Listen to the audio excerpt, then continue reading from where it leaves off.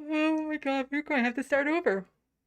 Oh, that's okay. I could pretend like I don't know the. Do do do theme song. Do do do. I'm broke, so this is my theme song. Do do do. Just imagine this is an awesome theme song. Do do theme song. Left of the box.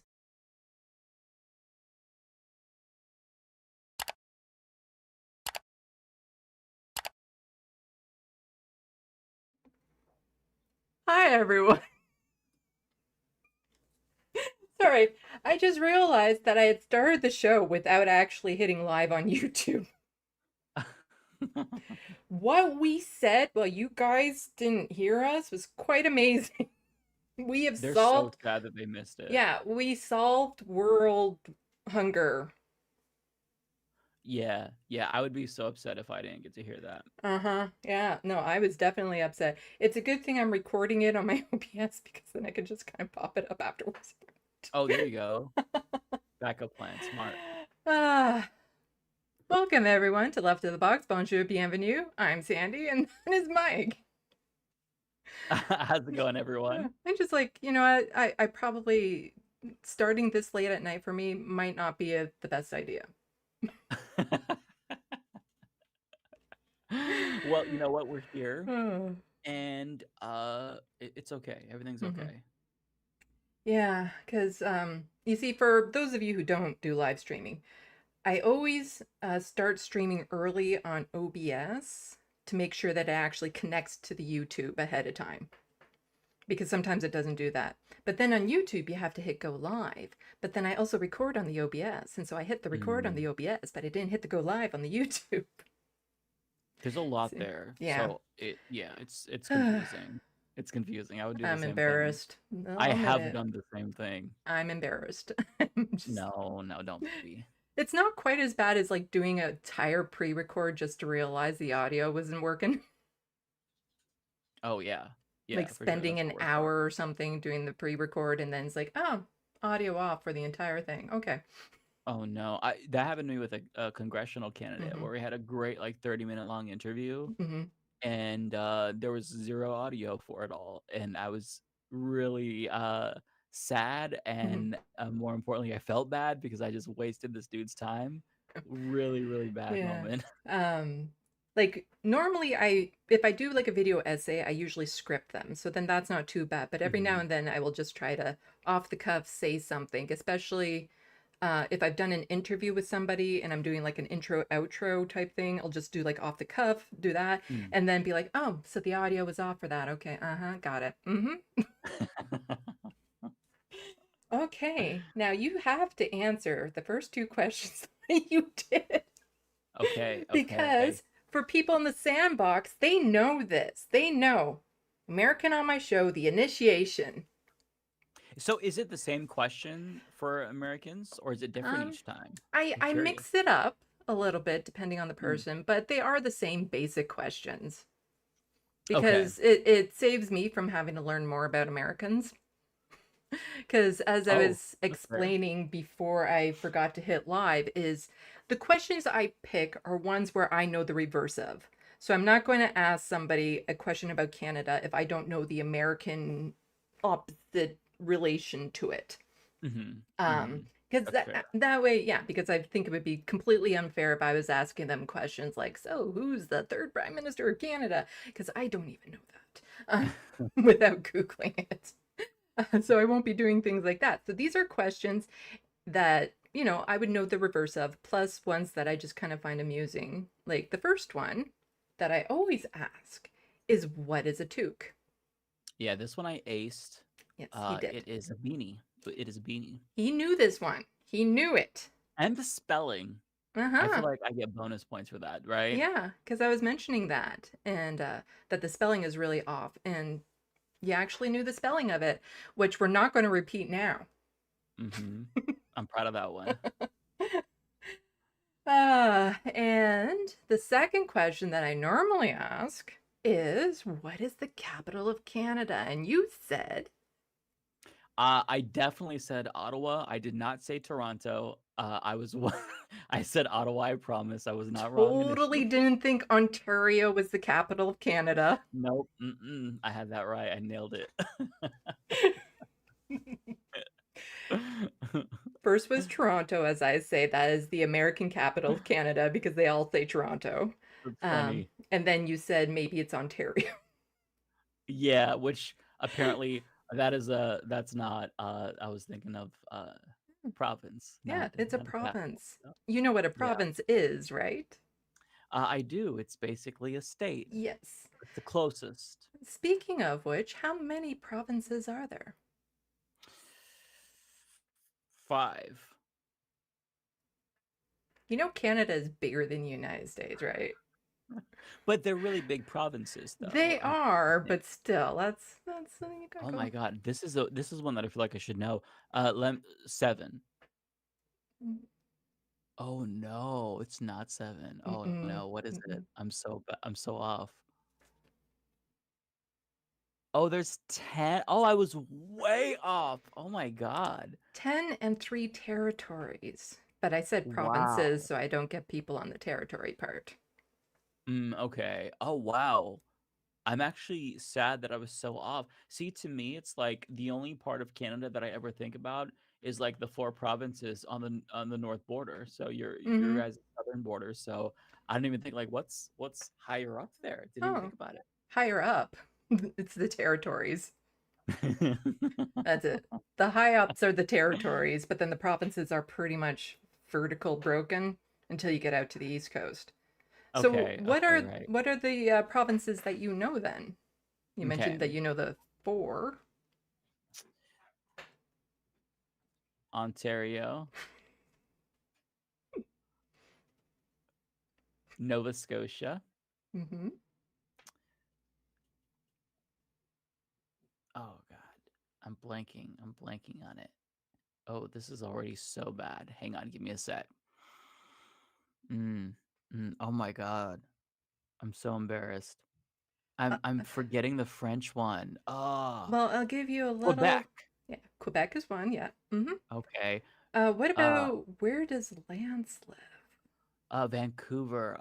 But But that's is that not a a city or? province. Oh, see, I don't know the province that Vancouver is in. I feel like I would know it if I heard it.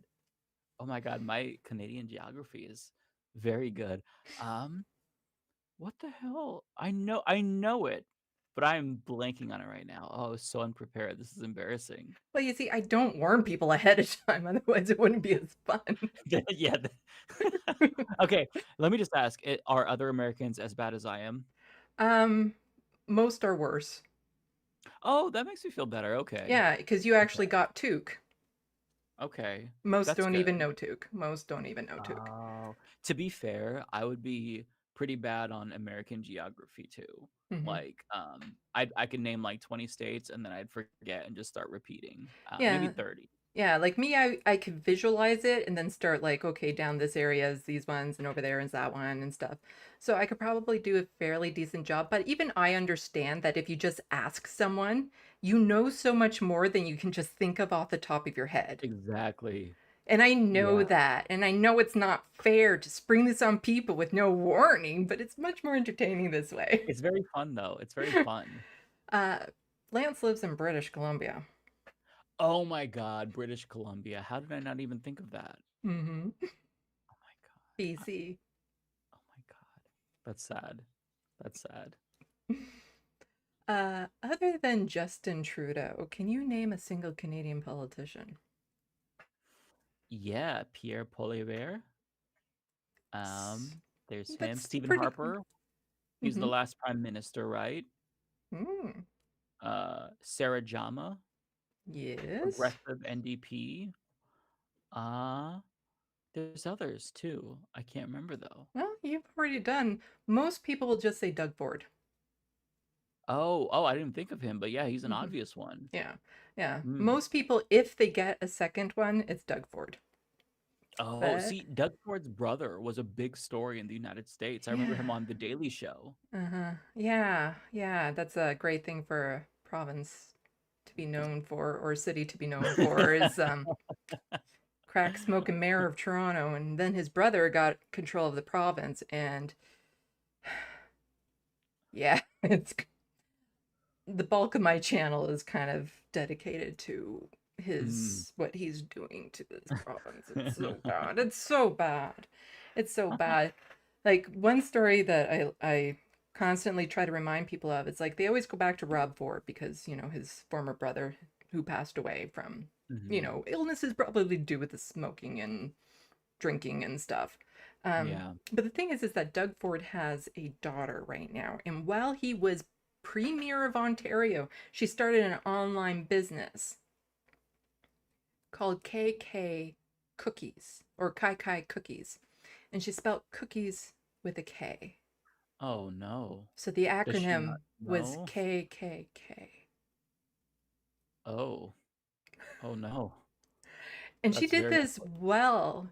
He was premier of the province. And I'm like, I can understand not mistakes happen, but as the premier of the province, wouldn't you just look at your daughter or take her aside and be like, darling, I love you and all, but this looks kind of bad. Yeah, or like when you're starting a business, Google to see if, that acronym is already taken by Yeah, something else and then yeah. discover, oh, yeah, this one's taken. Mm-hmm. And Mm. so she had to do the, TT Kai Kai is just, that's my nickname. And I thought I'd be all cutesy to make the cookie with the K and all that sort of stuff. Oh no. And Oh. if you go to the webpage and her Instagram account now, like she's rebranded it to like Kai Kai's Cookies with a C and all this other stuff, but there's still way too many K's on that page because not all of the Mm. branding got switched over. Like the emails and all that sort of stuff are Oh, already that's set. that's so bad. Oh my God. Like forget dog whistles, these are just outright dog treats. Yeah, yeah. Hopefully the cookies are really good because bad Mm, start. no, they look like wet pastries that have been left out on the porch while it rained. Oh, oh, that's not good. It's, they're like these Mm. monstrosity cookies. They're really bad. Oh no. Okay, let's see. One more. Let's go for one more Canadian question, Okay. shall we? Let me see. This one I'm gonna nail. Uh-huh. What is the freezing point and boiling point of water in Canadian? Oh, that's not fair. Is 0 degrees. Right, because you guys go with the Celsius, so zero Mm-hmm. degrees. And that's all I've got. Let's Zero just degrees is the freezing point. freezing and let's just say the boiling point, it just makes sense. Like I don't know why you guys wouldn't go with it because it just makes a lot of sense. 25 cents? Quarter? No. 100. Hmm. Oh, 100. I was thinking that, but I thought, no, it's not that simple, is it? Yeah, it's that simple. Oh my That's why God. it's nice. I But don't know that why we don't. also just made me remember another question I could ask you just because. So, yeah, Celsius, 0 and 100, but we were saying cents and stuff. And that just reminded me, what do we call our $1 and $2 coins? Because we have Um, coins for our $1 and $2. oh, that is weird. Oh, that, I actually don't know. It's beyond ridiculous. And it is. Our $1 coin is called a loonie, and the $2 I've never coin heard that. is called a toonie. Oh my God. Okay. Looney and Toonie, that's actually cute. I actually like that. Because the $1 coin, when it came out, it had a loon on it. So loony makes sense. And then when Okay. the $2 coin came out, we just wanted it to rhyme. Mm, That's pretty much I what it love was. that. That's So actually, you know what? That's kudos to that. That's yeah. good. I like that. So we have That's a loonies fun and toonies. And I'm checking the chat, and it looks like people are actually responding to what we're saying. So Okay, nice. We did it. we did, yes. Oh, that was embarrassing. Oh well, No. time to move on because before we even started streaming, we're talking about stupid little mistakes like that. Now we have to get over it to be a live streamer. Okay, so some things that I wanted to talk about today is some kooky little Canadian stories, spelt with C's, um, and, and also something from TYT last Friday. I saw the video and I saw red. Yeah. We don't need to get into the details of the story behind it, but it's just Jank's reaction to it is really anyway. So first, let's just start with some kooky Canadian stories. That you see, the thing is I like this cross-border solidarity. You don't need to be Canadian to be able to comment on some Canadian themes because quite often we're dealing with the same issues on either side of the border. It's just, it has different people behind it or something of that sort. But that's why I'm always trying to get for more cross-border solidarity. I also want to get into representation online. I actually have a very important story behind that that I Okay. wanted to tell you specifically about. Oh, okay. Okay. But first, let's just start with a kooky little story. Now, everyone, please forgive me because I am doing this the hard way. So you're going to see me switch scenes because I'm not going to bother trying to... you're going to see me switch scenes. So I will do this. And then I will do this. And then I will do... where is it? It is over here. There. Now it should look normal to everyone online. And you're seeing this tweet here. Let's make this nice and big. So Mayor Olivia Chow is the current mayor of Toronto. She replaced John Tory, who definitely isn't a vampire, as proven by the lack of reaction to the silver spoon shoved up his ass. I came up with that joke for him, and I have to say it every time I say his name. That's amazing. Yeah, because, yeah, if you knew who he was, that joke it's him. That is just, it's him. Okay. I gotta look him up. Yeah, so like totally privileged white male. Like he stepped down because of an affair he was having with a staffer. But it's like that's not why he stepped down. That was the excuse given because chances are what it was so much worse. Oh. Yeah, That's because like our politicians here don't step down for affairs anymore. yeah, I did a video on it back when he did step down and during the elections for the Toronto mayor. Because Toronto is more important than Ottawa. It is bigger. And so I covered it back then, and then there was like a lot of suspicious stuff around it. Like he's just like it was just so easy. Like, nope, did it, gone by. Okay, next person up. It's just so Oh, fast. that's interesting. Uh-huh. Um, Hmm. so I did a video on it for people who want to go and check it out. But who was then elected was Mayor Olivia Chow, the first non-right-wing conservative person in charge of Toronto in a long, long time. Hmm. And she is the widow of Jack Layton, who used to be the leader of the federal NDP. Okay. And so there's an event in Toronto that used to be called Carabana, which is now the Toronto Caribbean Carnival. And it is like a huge event. Like it can draw 1 million people to Wow. the city. Like it is huge. And here she is. What a glorious day at the Toronto Caribbean Carnival Grand Parade. This is always one of my favorite times of the year, as you see in the city light up with music and joy. This is her right here, Mayor of Toronto at 67, having a fantastic time. I love this so much. She is just living her best life, and I kudos to know. her. Like my God, if I could pull, I can't even do this now. I don't have the confidence to do this now with my I body. think you could rock it. I think you could rock it. It's Oh just no. all about confidence. But like she is just like having a blast. And that is just Love it. so awesome to see the mayor of Toronto doing that. And Yeah, how often do you see politicians have fun like this?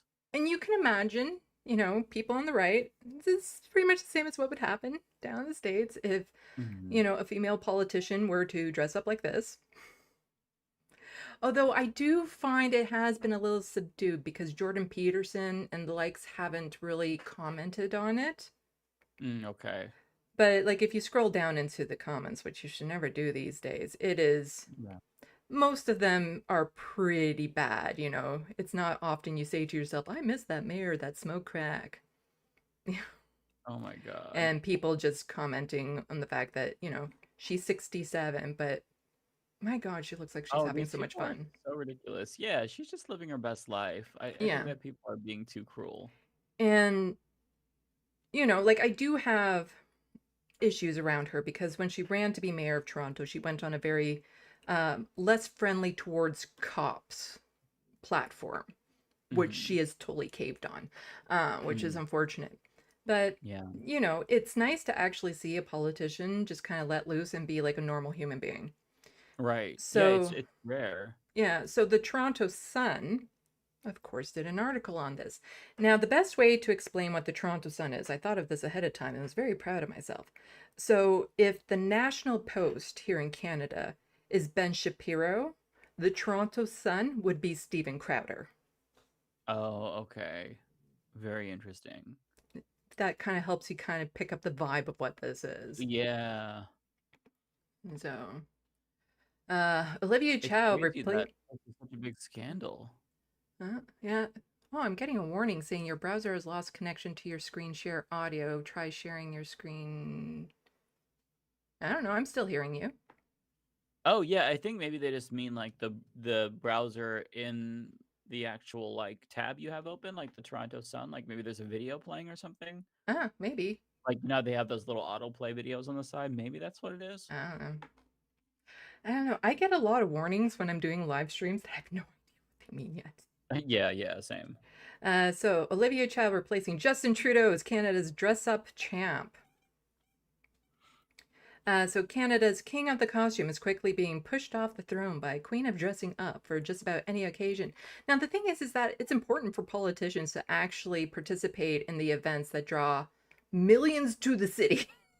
Mm-hmm. And Yeah, and the difference is that she's dressing up to have fun mhm, and it's harmless, whereas Justin Trudeau dressed up in blackface. A yeah, little bit different.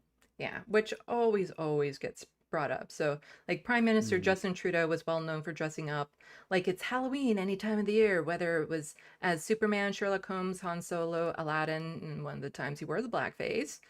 And during his famous family trip to India, Trudeau set the standard for politicians wearing clothing of other cultures from popular culture. No, I did read that right. That was a really bad sentence. Mm-hmm. Um, but Mayor Olivia Chow is quickly catching up. Now, a lot of the things that Justin Trudeau has dressed up in, again, Halloween type costumes and stuff, not a big problem. The blackface, definitely a big problem. The fact that Mm-hmm. when asked, he's like, I can't recall how many times I've actually done that. Really bad. That and I'm still like shocked by that because it's like how do you do blackface so much that you literally lost count? That to me is so crazy. Like that's an Mm-hmm. American politician Mm-hmm. right there. Like I'm surprised he's not here because that's something that you'd expect one of our people to do. Mm-hmm. It's crazy.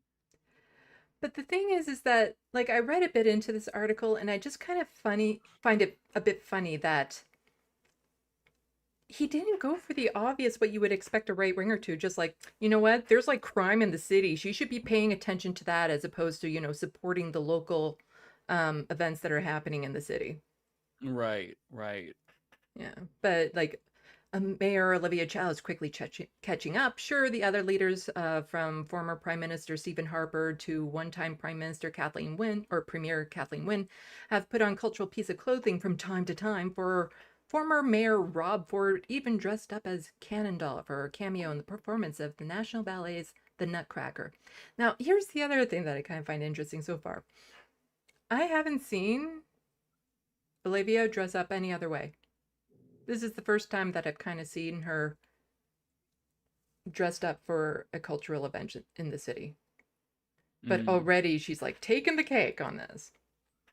I don't think that right wingers have any serious grievances aside No. from like just hating minorities and hating Mm-hmm. leftist or liberal politicians. Like Mm-hmm. they don't actually have any real life I know. concerns, I feel like. Yeah. She does it loudly and proudly, displaying most of it on her social media for all to see. Yeah. Why not? At a time when a cop was shot, seniors stabbed, and frequent protests, which often call for infidata, not to mention fears of a crash in the economy, which she can't help, and a looming world war. She's played so many roles They need to hire a full-time wardrobe department to keep up with her for this one costume I've seen her in. Wow, this is such a lame attack.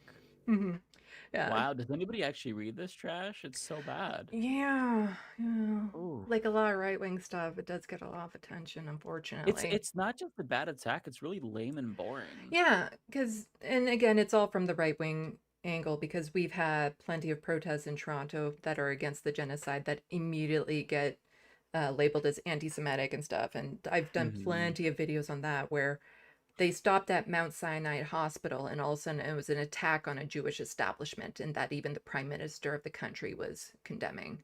And it's like, Oh, yeah, I heard about that. no, they had just literally stopped in front of it on the way to the consulate. Like Yeah, they, not even a serious thing to, like, be concerned about, but of uh-huh. course, they're gonna try to look for anything to say it's anti-Semitic or But demonize the yeah, protest. but then they're like, oh, but somebody climbed up the scaffolding on the side. That person was dressed up as Spider-Man. Oh my god. Yeah, and he was kind of doing that along the entire route. Ridiculous. So let's see. She has put on a hockey sweater from Toronto's Professional Women's Hockey League Club. That's a What? costume? Wow. She's been seen in traditional Vietnamese dress for the Taste of Vietnam.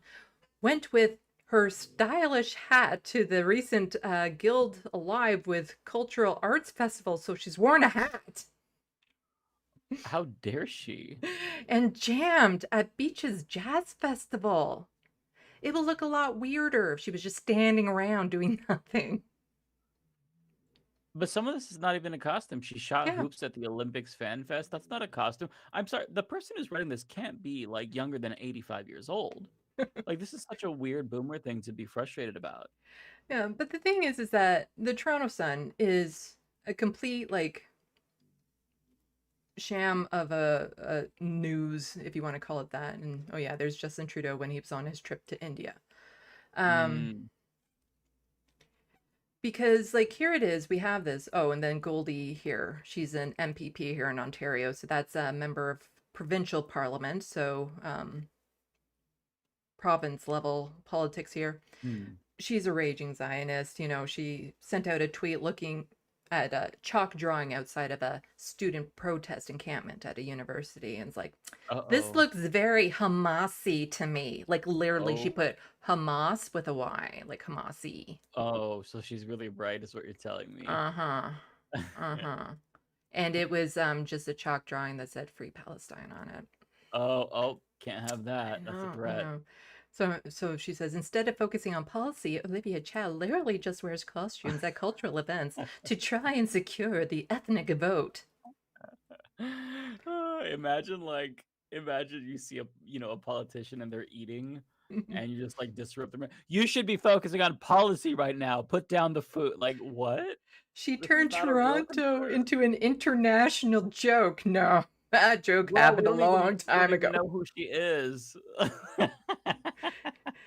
Oh my God, she's flipping something on the grill. Oh no.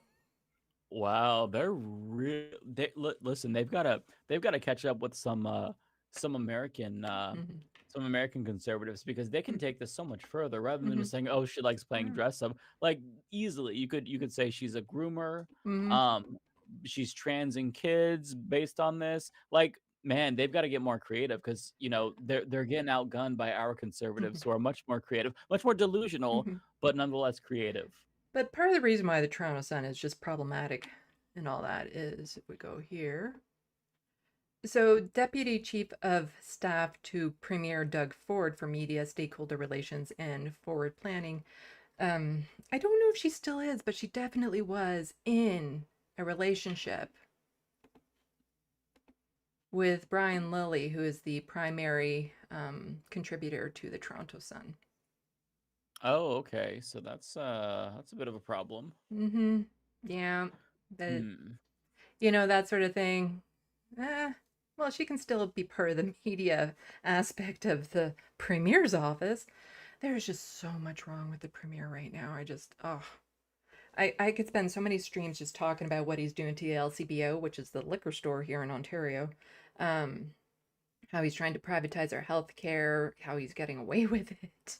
That's Just scary. so much stuff. Mm. But I thought that would be like a fun little light story to start off with. That was But fun. Yeah, I here's enjoyed that. another one that I am blaming on Americans. I am blaming because up here in Canada, everything you see that happens down the States, it happens up here, but it's usually like on a time delay. Yep, I've noticed that. Mm-hmm. Which is really frustrating. So it's like you can look into the States and see the future to what's happening here in Canada. And this is a prime example of it. So What here's stupidity is coming your way? here's Pierre Poilievre, potentially the next prime minister of this country, which just drives me crazy. And he says, Yeah. sign here to have a prime minister who doesn't admire basic communist dictatorships. Now, they're constantly saying that Justin Trudeau is the secret son of Fidel Castro because they have a resemblance.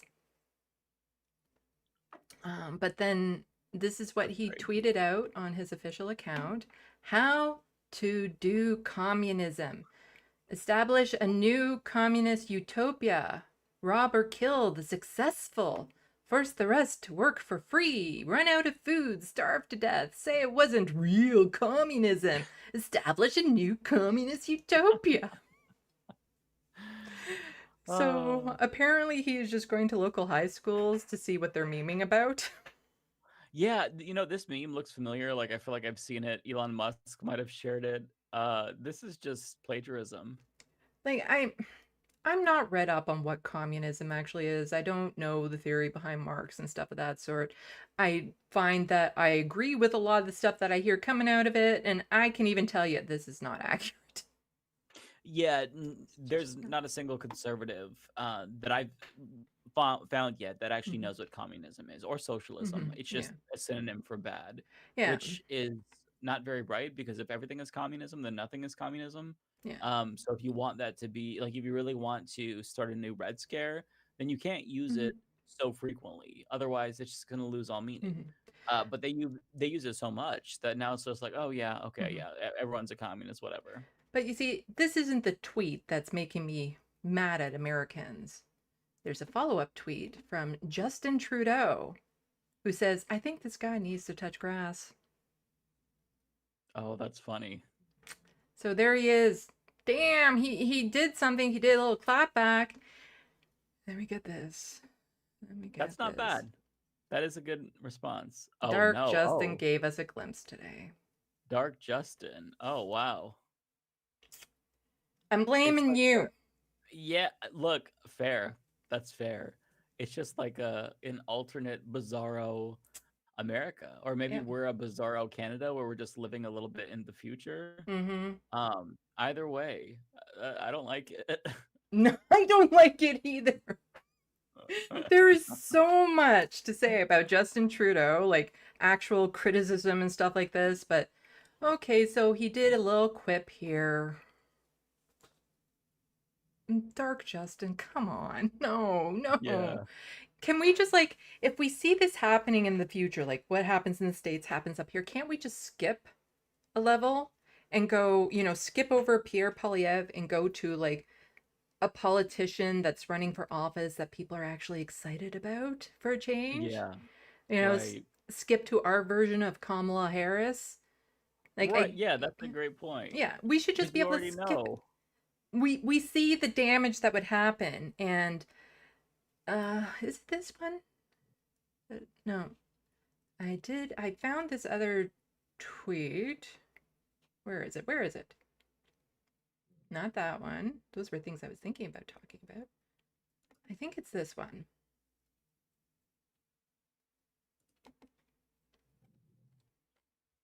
The people who follow Pierre Poilievre. Oh, I mean, that makes sense. Uh-huh. I hate this mishmash of like American conservatism with Canadian conservatism because I Mm-hmm. always, my perception as an American, right or wrong, has always been that Canadian conservatives are bad, but they're less extreme and more polite than American conservatives. Mm-hmm. Like they might want queer people to die, but they're not going to say it. They'll find, different ways to say it. Um, Whereas, American conservatives are just like, yeah, throw them in blenders. I'm being hyperbolic, Mhm, obviously, but you know what I mean? Like, it's just, I don't like that there's kind of this like blurring of the lines. mhm. Well, the thing is that Pierre Polyev, like, here, I'm going to switch back to just the two people view. So let's do this. Sorry, everyone's going to see me do this. There we go, two people. Um, like, part of my frustration covering Canadian politics is you guys again. Mm-hmm. Because we're Rightfully always so. so distracted by what's happening in the United States, we're never paying attention to what's happening up here. Mm. And what's happening up here is pretty bad. Yeah. Because Pierre Polyev, like, when it comes down to it, we're not at risk as much as the United States. We do have more checks and balances here. Mm-hmm. It doesn't mean that they can't find ways around it. Yeah. So Pierre Polyev has already threatened to use the notwithstanding clause should he get into power here in Canada. Now, what that means is we have superior courts here, and they can make rulings, and generally speaking, they do a good job. Not all the time, but far, far more. It's far less of a political institute than down in the States because there's an entirely different vetting process that they have to go through. So generally speaking, the way our superior courts rule are in line with the Canadian Charter of Rights and Freedoms, which is good. But the notwithstanding clause was put into the Charters of Rights and Freedoms for premiers and potentially prime ministers to say, you know what, I know this is how the Superior Court ruled in favor of people's rights, but I don't like it. So I'm going to subvert that with this kind of nuclear tactic of, no, Mm. we're going to use the notwithstanding clause to get our own way. So an example of this is in Saskatchewan, which is another Canadian province up here. They have Scott Moe, who is responsible for killing someone through an accident, Oh. driving while potentially drunk, and they're really Mm. apologizing for it way back when. On a provincial level, they did the same things that are happening down the States, where they're like, okay, if a child is trans in schools, they have to make it so that, they have to tell the parents or out the child to the parents or Mm. misgender the student in class type thing. We have that same thing going on up here. Mm. And that went to the Supreme Courts here. And they ruled in favor of the trans children and protecting them. So then Scott Moe was like, yeah, no, I don't like it. So then he put in the notwithstanding clause. So it has to be renewed every 4 years. But for the next 4 years, he's just overridden it. And there's nothing you can do about it because that's in response to if the Supreme Courts do a poor judgment. Mm. So this is above the courts. And it's stupid, and we shouldn't have this clause in the Charter of Rights and Freedoms, but it was put there because of Quebec. Yeah, especially unilaterally be able to do that. Well, they just have to get their party to vote on it, and it goes through. But if you're a majority, it's going to go through. Yeah. So Pierre Polyev has threatened to use it for bail reform only. Mm. That's how it starts. One Yeah. thing, and then it goes to other Just things. like, That's really frustrating. yeah, just like Trump says he'll only be a dictator for one day. Yeah, that's what all dictators say. Let me just try it a little bit. Yeah, because Pierre Polyev has also said that, oh, and we're going to be talking more about this in just a moment, women's spaces for cis women only type thing and all that sort of trash. Like, Same shit. again, people don't know how bad it's getting up here in Canada because they're not paying attention because of the States. Whereas we have Yeah. examples that are even far worse and pathetic than what you guys have down in the States because Mm. like you look at somebody like Ted Cruz and everyone loves to laugh at him how he licks the boots of Donald Trump after Donald Trump said his wife was ugly and accused his father of assassinating JFK or something like that. Right. Really bad, but then you see that picture of him phone banking. Yep. Well, here Pierre Polyev, a right-wing, like ultra right-wing group here called Diagolon, the members of it, the leaders of it, said that Pierre's wife should be sexually assaulted, but not in the YouTube-friendly language that I'm using right now. Wow. And then not too long ago, you see him getting out of a trailer while he's cozying up to those people. Oh, wow. That's not good. No, it's The horrible. extremism is so horrifying. I hate Mhm, that. And one thing that's so crazy is, at the provincial level, like the fact that there's privatization going on of your healthcare system as an American, like I just cannot stress enough.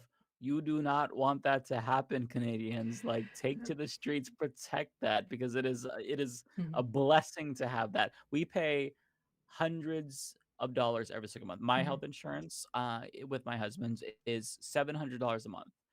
Um, for shitty healthcare, very low quality healthcare. And if you see a doctor, we've got $50 copays. I promise you, you do not Mhm. want to go down this path. It's very bad. Yeah, the one thing that I say about my channel is if it accomplishes nothing else, I want to wake Canadians up to what's happening to our healthcare. Like that Yeah. is the primary thing because yeah, I see how bad it is in the States and I can say this without a shadow of a doubt that if I was American, I would be dead right now Yeah. because I wouldn't have made it through the healthcare system. Because even as something as simple as I can go to emerge if I'm having really bad, dark thoughts about what I should do with my life. Mm, That costs me nothing. But in the States, if I had to go to emerge because of those same thoughts and it would cost me thousands of dollars, I would not go. And every time that I do not go is a chance that I don't get past that little hurdle. But there's been yeah. plenty of times for other medical emergencies I've had to go to the ER. So as much as I'm frustrated with our healthcare, it has saved my life 5 times over.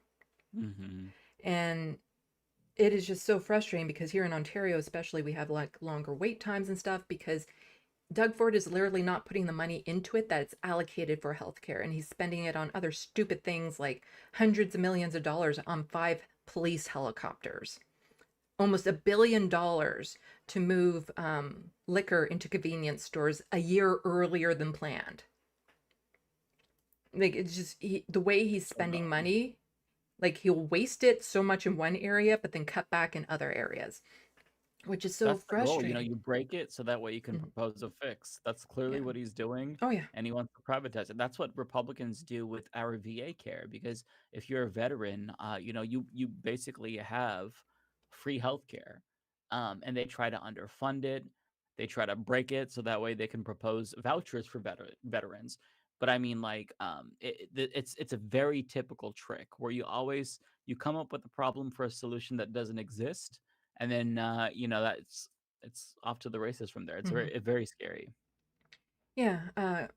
Right now, one of the things that Doug Ford is pushing for is to have more things done through pharmacies.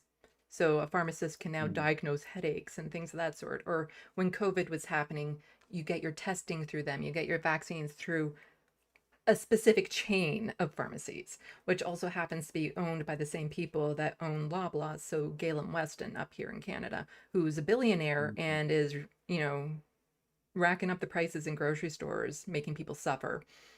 Well, here's Doug Ford just like shoveling out money to him by having these services done through companies that he owns, of which is course, of just course. disgusting. Yeah. And there's so much more. Like, I've done plenty of videos on this again. And as somebody who lives with disabilities and I live on disability payments here in Canada, which is why if you want to become a patron, I really appreciate that um, for anyone who's watching. Um, our grocery prices, I can't go to the grocery store and have a bill that's under $100 for basics hmm these days. It's ridiculous. But, a lot of people tend to forget how good our healthcare is even to this day. Like, still, it might hmm take a lot longer to be seen and stuff, but like recently I went to the emergency room, emerge, because extreme vertigo attack. But, mm I could go take an ambulance to the emergency room just to make sure it wasn't something more severe Right. without worrying about what if. hmm The dumbest reason I've ever been to a walk-in clinic, which would just drive Americans crazy if they could do this, hmm was I was hearing a popping in my ear, especially when I was moving my jaw. Mm. like this popping, and I'm like, oh my god, I must have like an ear infection or something. And so I'm like, Mm-hmm. I don't know, I should get to the walk-in clinic and see a doctor in just a few hours to make sure that I'm not getting this massive ear infection or something. And so I get in and takes a little scope and looks in my ear, and I hear, do you have cats? And I'm like, yeah. You have a cat hair resting on your eardrum. Oh my gosh. So when I was moving my jaw, it was bouncing against it. Wow. So they're like, we can handle this. She goes out in the That's hall. actually really crazy because that's got to be uncomfortable. Did you feel it or you just No, heard it? it was just that I could hear the popping. Oh, that's so weird. But she went out into the hall and I could just hear them laughing. It was so ridiculous. And all they had to do was like take some solution and like flush it out type thing. Like it was no big deal. Mm. And in actuality, they really appreciate cases like that because it's like, you know what? It's nothing severe. We can solve it now, as opposed to like having to send people off for tests and things of that sort. Yeah. But the thing is I feel safe knowing I can go to a clinic for that and not be charged. Because Mm-hmm. another time I was getting severe stomach pains, and that was because my gallbladder was literally trying to kill me. Oh Whereas gosh. if I hadn't taken it seriously, if I just tried to brush it off, it quite literally would have killed me. Mm-hmm. So that's the thing. Like, we have that freedom up here in Canada, and people are going to lose that. And then they keep on blaming, the Liberal government, whether it was the previous provincial Liberal government, the current federal Liberal government, even though they have very little to do with provincial health care. And Mm-hmm. people aren't familiar with how jurisdiction works in this country. And so there's always a scapegoat for the conservatives to blame someone else, which is just Mm-hmm. so Exactly. frustrating. And most Canadians do not know how our politics work. Like the Premier of Alberta, Danielle Smith, has made reference to like the First Amendment and the Founding Fathers, which Oh no. we don't have in Canada. No. We don't, I don't feel as bad now about not knowing the provinces if she referred to the First Amendment. That's great. yeah. And like the idea of like, oh, we're going to elect Justin Trudeau. No, you're not. You're going to elect the Liberal Party. He happens to be the head of that Liberal Party, which was voted by him. Like, you can't just run to be Prime Minister of the country, which Right. in actuality, I wish somebody could. Mm-hmm. Because it's actually very, very difficult to become the leader of this country, but you're not the leader. The party is the leader. The prime minister is the figurehead of that party, which they elected through their Yeah. means. Which I prefer parliamentary systems to presidential systems, but the one thing I really like about the presidential system is that we do directly elect the president. Mm-hmm. Sometimes that goes wrong. Often it goes wrong, but I still like that you're able to choose the actual leader Mm-hmm. of one of the two parties. Yeah. And like with the parliamentary system, so with the different parties, like people could be like, well, you just run to be the leader of that party, but it's so difficult because you can't just I've tried to run for politics before. I tried Mm. to get into the race. Your camera's a little out of focus. Is that me or Yeah, you? I think my internet might be a little bad, or I Oh, might need to refocus. Let me try to cover it and uh, then. oh, Oh, okay, there it we was go. a focus issue. My Oh, internet did kind of get a little bit mhm, weak, and then it came back mhm. in, but that was a Yeah. focus issue. So here in Ontario, on a federal level, I tried to run for the NDP. But the thing is that the party has to vet you and allow you to run for them. So I can't Mm, just run as an NDP and get in. So what the party can do is actually filter out people they don't want from ever getting into the party to begin with. mhm. And the NDP has been really bad for that, and they've been moving more center. They're just orange color of liberal right now. Mm, And so a lot of people who might be more progressive, more socialist leaning and stuff like that can't get in past those barriers to begin with because the party will just outright not allow people to run. They will outright not allow certain people to run to be leaders of the party. So it's all within the establishment approval to begin with, which again is just more barriers and making it more difficult for people to actually get into the system and change it. Yeah, that is really frustrating. Mm-hmm. But yeah, that's that. But let's. There was a whole bunch of like stuff that I wanted to get into today. So, two main things that I still want to get to, and then there's like one little story that doesn't need to be covered tonight, and I can cover in my next live stream if need be. So the two things are the story that I was telling you about, representation and stuff, and a story that I specifically wanted to talk to you about, and a certain clip from TYT from last Friday talking about that. I want to get to both of them, but which one would you like to do first? And while you think about it, I'm going to check the sandbox. Okay, I'm gonna run to the bathroom actually, if you don't mind. Yeah. You know what? Let's roll with whatever you think is more important. Okay.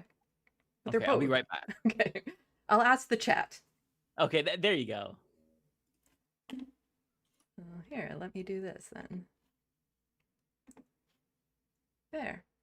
Go full screen with me then. Let's just make sure he is. There we go. Okay, so I will check the sandbox and let me know in the sandbox, what do you want to hear first? The story that I had specifically that I wanted to talk to Mike about, or the TYT clip for us to go over? And so let's see what people are saying.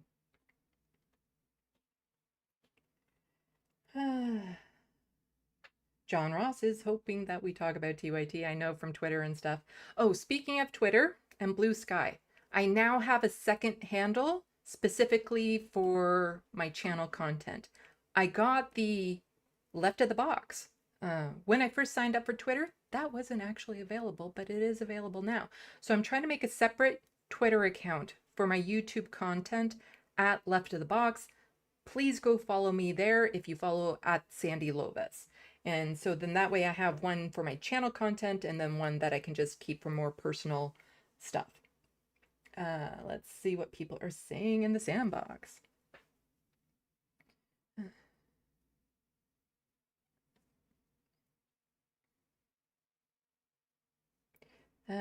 Gunstoke the Cybertonian says, and that's why I remember this. Never trust a leader who tells you to hate your next door neighbor.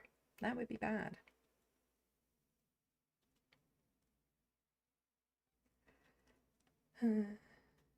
Crotchety, Polyev is so unlikable. He is. Oh, Mike is back. Okay, let me just. There. Okay. Just going over some of the. I call my chat the Sandbox because my name is Sandy and this is Left of the Box. I love that. Somebody up here wants a version of Tim Waltz. That's Gunstroke the Cybertonian. That would be nice. We had so much hope for Jagmeet Singh. He's the current leader of the federal NDP. Yeah. Like when he first ran, he had a lot of hype about him, but you know, I might have been biased at the time because that's right around the time I was trying to become a candidate for the NDP. So you kind of fall into that whole, like, it's amazing when you go to a rally, the crowd feel, you really do get overtaken with it. Yeah. But my story behind all of that and how it's tainted my view on the NDP is really, it's its own thing. I've talked about it plenty of times. But Jagmeet Singh was we had hope for him, and then he just totally became a huge disappointment. And then again, the problem with the last convention they had, that's where they can choose to have another leadership race or not. But since the only people who can afford to go to the convention, because it costs money, you have to travel to the city, you have to spend money for the hotel room, not to mention the tickets just to get into the convention. So it's only members within the NDP who have money that actually get into the convention to make this vote to begin with. So they're all establishment, and they're like, oh no, Jagmeet's doing good. And by doing good, it's just that he hasn't done anything offensive. But there's other people within the NDP that would have made so many better leaders than Jagmeet right now, because again, he's just so disappointing. Sarah Jama used to be of the Ontario NDP, but she got kicked out for, thinking Palestinians are humans. And saying so shortly after. That was really sad. I loved her. Yeah. For what little I knew about her, I learned through like Lance and David Dole and like Canadian channels. She really seemed like a great leader. And I would have loved to see more of her as an American. But yeah, I'm really I'm disappointed in that. Yeah, because now, again, the problem with the parliamentary system is since she's no longer part of the party, a lot of her power has been taken away. Mm-hmm. So her vote is just one vote, whereas when you vote with a party, you have to vote within party lines. Again, it's not like the Mm-hmm. states where you can pick and choose. Right. So Democrats will vote with the party this percentage of time. If you vote one time against the party, they will kick you out.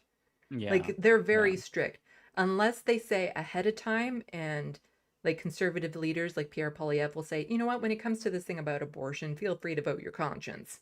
Mm-hmm. But unless they make it clear ahead of time, you have to vote within party lines or else you will get kicked out. And so now Mm-hmm. she sits as an independent. She's very popular, but trying to get reelected as an independent is extremely difficult because it Mm-hmm. takes money. It takes volunteer bases and things of that sort. But I think since just given her popularity and the fact that she was an activist and all this sort of stuff ahead of time, she has a good chance of becoming an MPP again That's good. if she chooses to go that route. But a lot of people who have been forced to go independent, despite popularity, haven't been able to make it back in because it's the money, it's the publicity, it's the volunteer base that you have behind you already.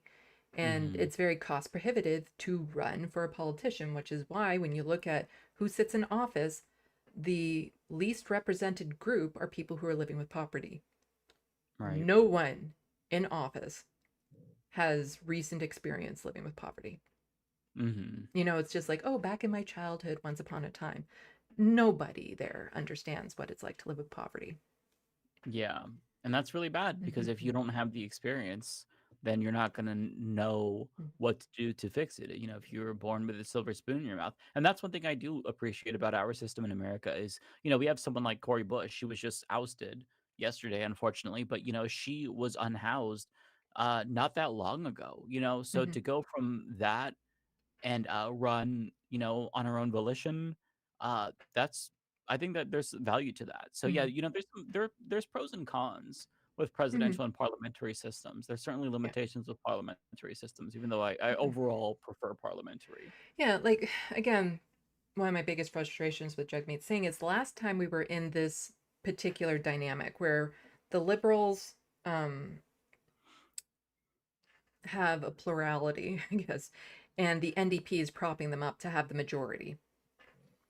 So the Liberal Party should make concessions to the NDP in order to pass through certain things. And the last time this happened, that's when we got the foundation of what our universal health care is.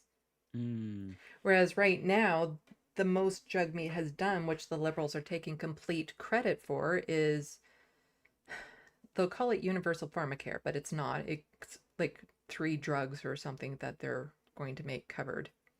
You know, mm. something very basic. And then there's, oh, the universal dental care. Again, it's not. It's means tested. So you have to be over a certain age, making under a certain income, or under a certain age and making under a certain income, and only Yeah. up to a certain amount can it be covered. And It's just not, it's means tested into oblivion mm, to where it just yeah, it uses a lot of its usefulness. I'm sure it'll benefit some people, but there's a lot of limitations to means tested programs. mm, Universality is the way to go yeah. every single time.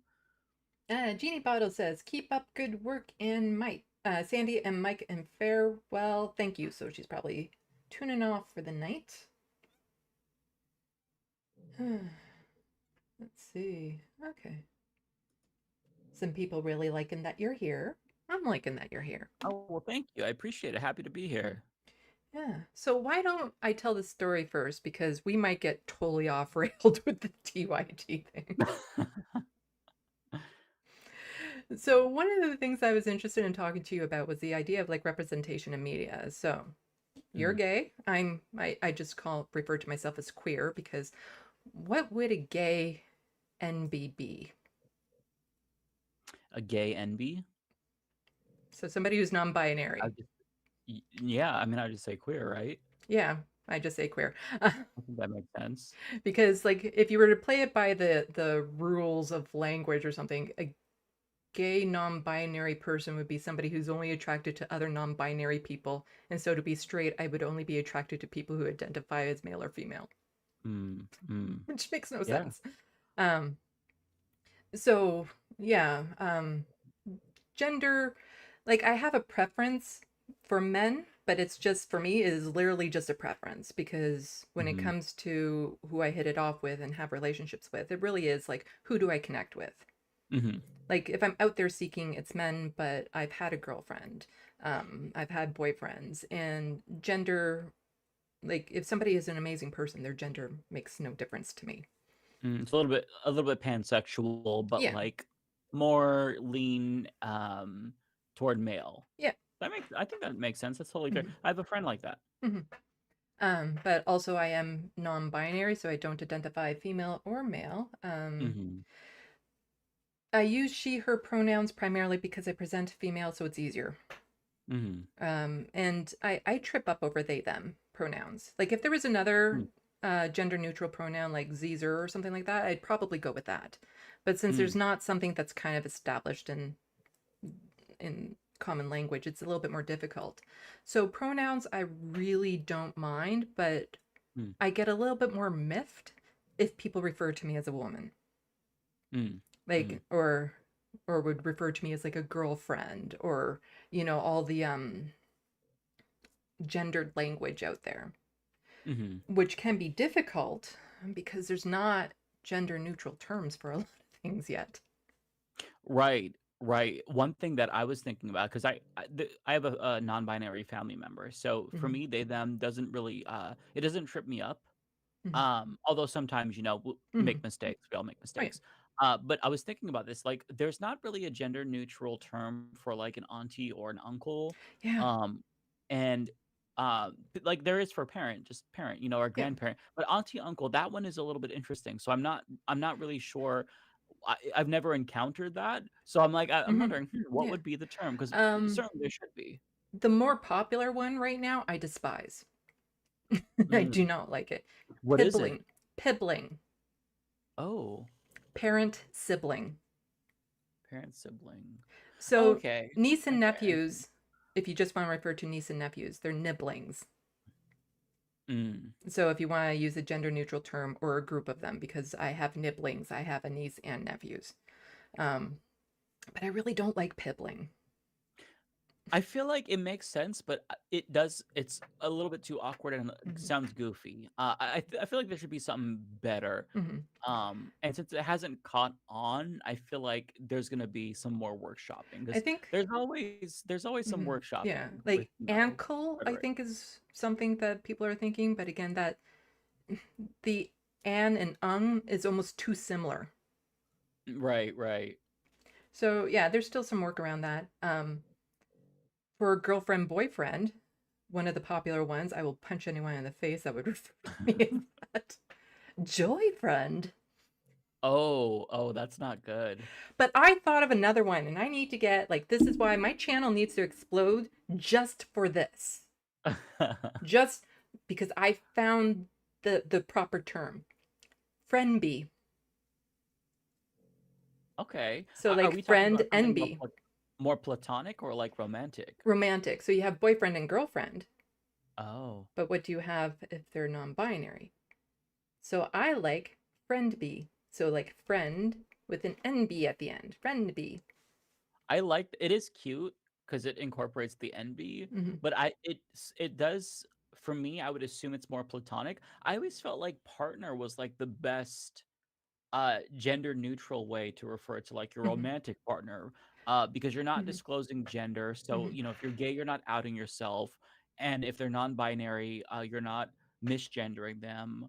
Uh is partner not something that's really used? It's no, it can I always definitely thought be it was. used, but partner can also mean like so many different things because like girlfriend Mm, boyfriend is a type of relationship. So like yeah, if you're married, spouse works for right. gender neutral. And then that also indicates you're married, but boyfriend girlfriend just means you're in a relationship. Hmm. And so but partner can be married or not married or a business venture. So Right. it's That's true. Yeah. Yeah. but then also there's ladies and gentlemen. So Mm. what's the formal? I like this. I made it up again. Need to get famous just for this. Mixture. I like that. I like that. Yeah, because mix is popular for Mr. Miss. Okay. And See, I've then never heard that. I like that. I thought of it. It's me.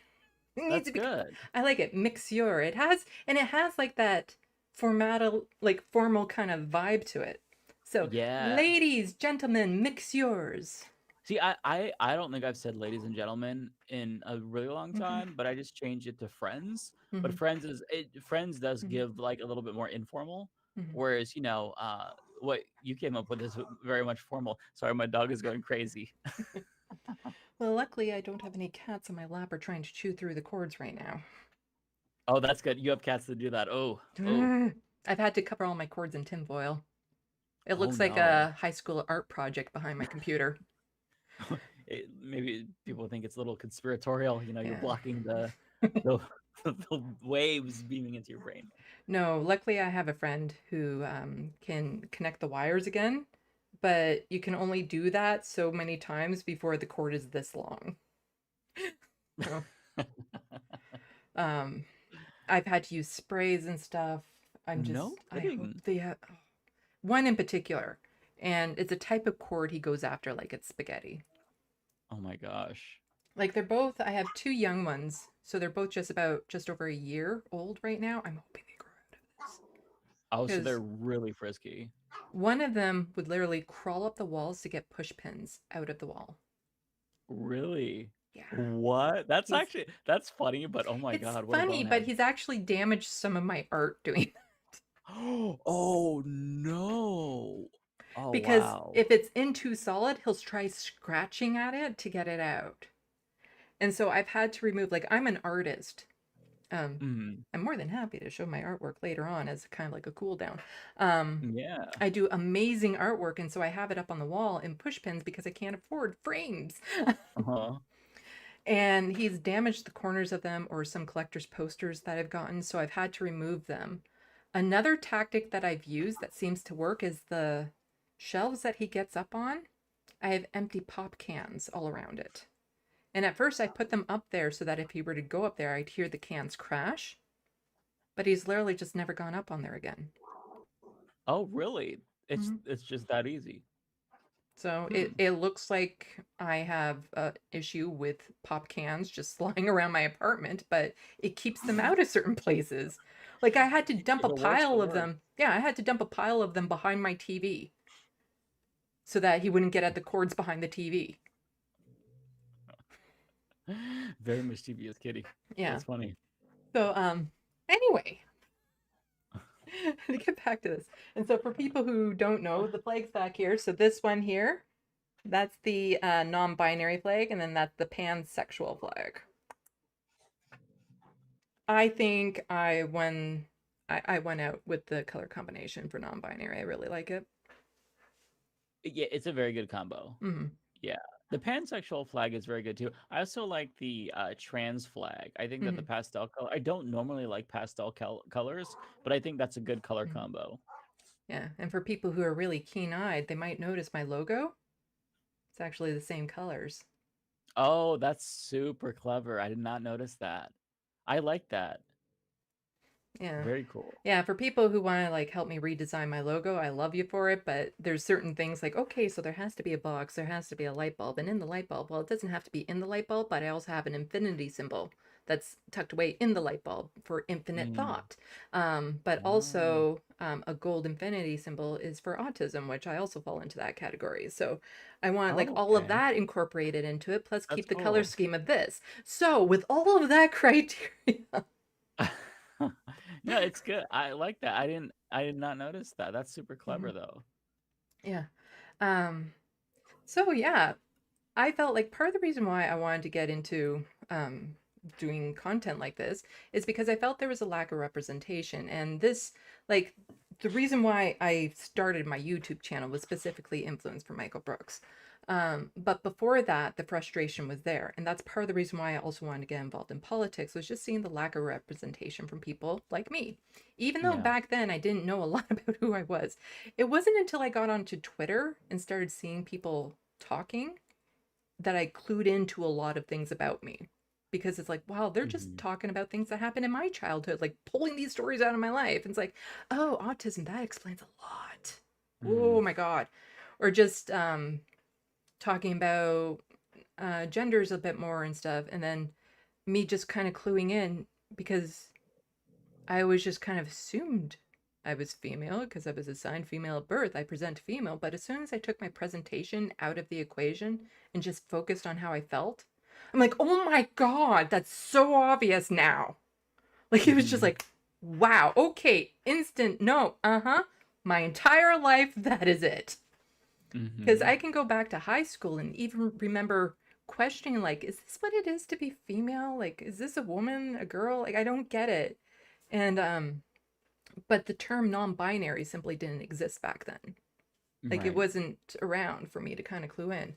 So but even before that, living with disabilities, mental health issues in particular, living with poverty, you never see that in politics. And it's hard just to get a little bit more diversity on leftist online programs because it's generally white men Yeah. that are, you know, the dominant thing, especially back in like 2018. Like you go back a few years, there was almost no representation outside of there. So I felt it was like very important to have people part of these conversations. And like one of my frustration is I'm all for somebody who doesn't fit into a category to talk about that category from time to time. But if you're having like a panel discussion and you're not including the people you're having that discussion about, it gets really Mm-hmm. frustrating.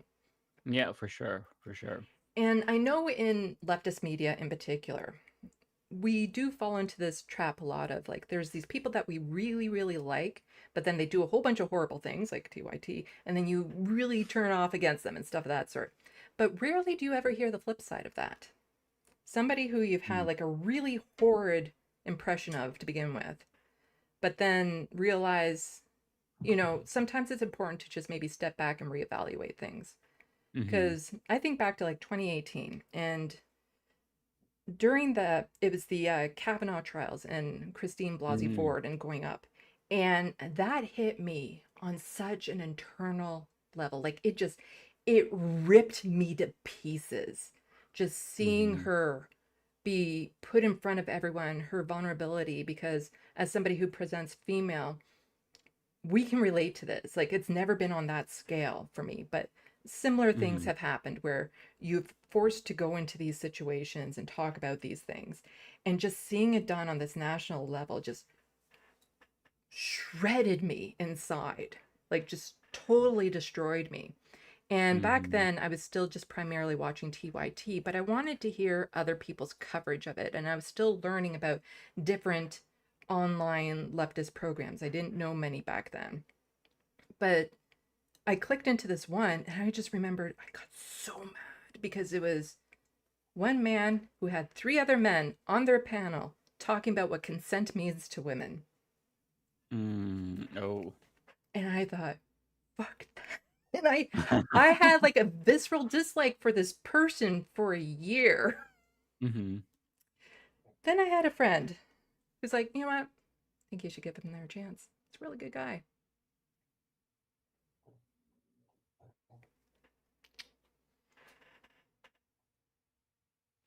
It was you. Oh, really? Oh, wow. No kidding. That's amazing. Hmm. Yeah. And to me, it's just like a lesson in maybe it's times that you just need to reevaluate. Like, don't first impressions can be really bad. And it Mm-hmm. was just because I was already so emotionally sensitive at that time. And I just Mm-hmm. clicked in, and for all I know, there might have been other people on that panel at different times. But when I Mm-hmm. clued in and it was just that talking about what consent means to women and it was for men, I'm like, oh my God. I just Oh, lost I it. think I remember. Was this my appearance on the Drunken Peasants? I I know it think was that's what on it your was. channel. So you might have been like Okay. broadcasting it, like dual Because streaming I it on your uploaded a channel. clip because I know that we kind of got into a debate about that. Yeah. So yeah, I think that might have been what it was. But I think it's unfortunate when people just kind of go by first impressions sometimes, especially in leftist Mm-hmm. spheres, because like when my friend encouraged me greatly to like give you another shot, I'm like, okay, no, this guy is actually really kind of I like him. I I like him. love that. I like him. So you can thank my friend for that. Um, Hell yeah. because we do run into that a lot where it's like, oh, well, I saw this person say this thing once upon a time, and so therefore I'm never going to like them. Mm-hmm. Which is just not fair because then all the valuable content that you do have and you can share will get missed by a lot of people who maybe need to hear it. Yeah.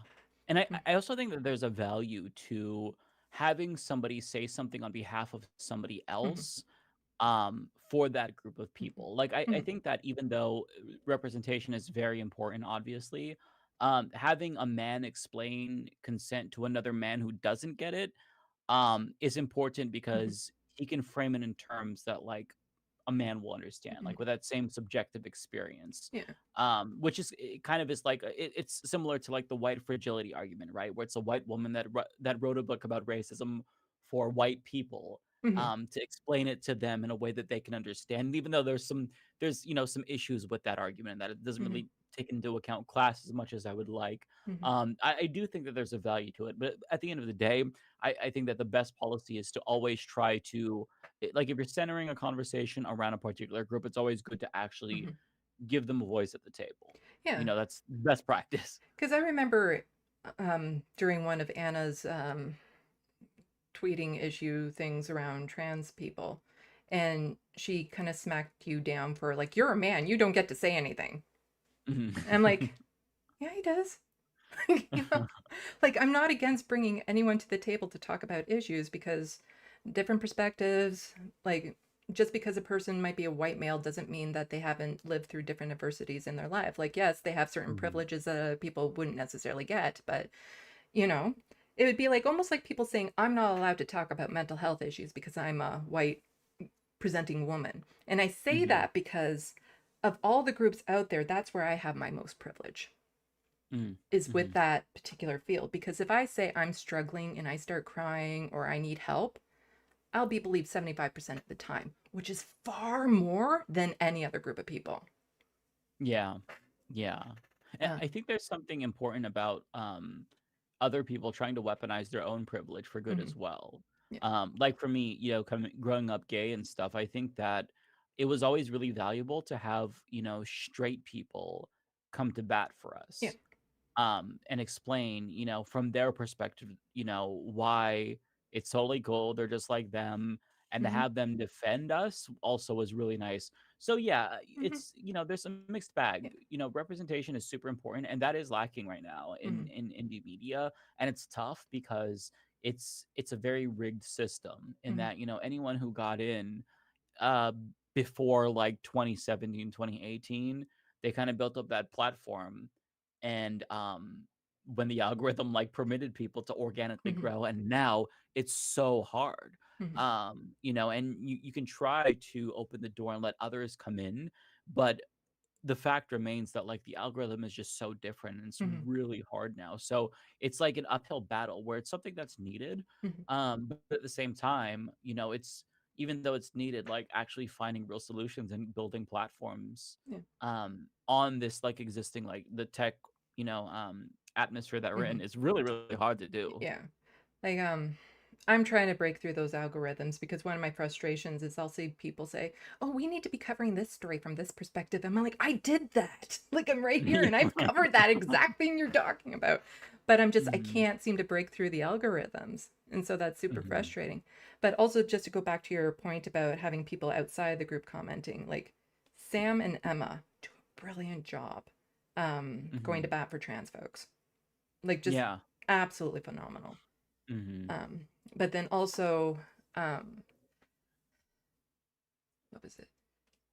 Again, first impressions, people reevaluating, like it gets so frustrating how people are so willing to jump to conclusions because I'm a fan of like everyone on the leftist mafia, Lance in particular, because he was one of the ones that I started watching originally when I was getting into leftist media and stuff like that. And I did a video where I was mocking, like satirically commenting on something that he did. And I did like this 15-minute thing of like talking shit about Lance. People thought I was being serious. Oh, okay. It's funny. So somebody in my Twitch stream was like, I forgot who it was. They asked, so, uh, do you know if Lance and Sandy had squashed their beef?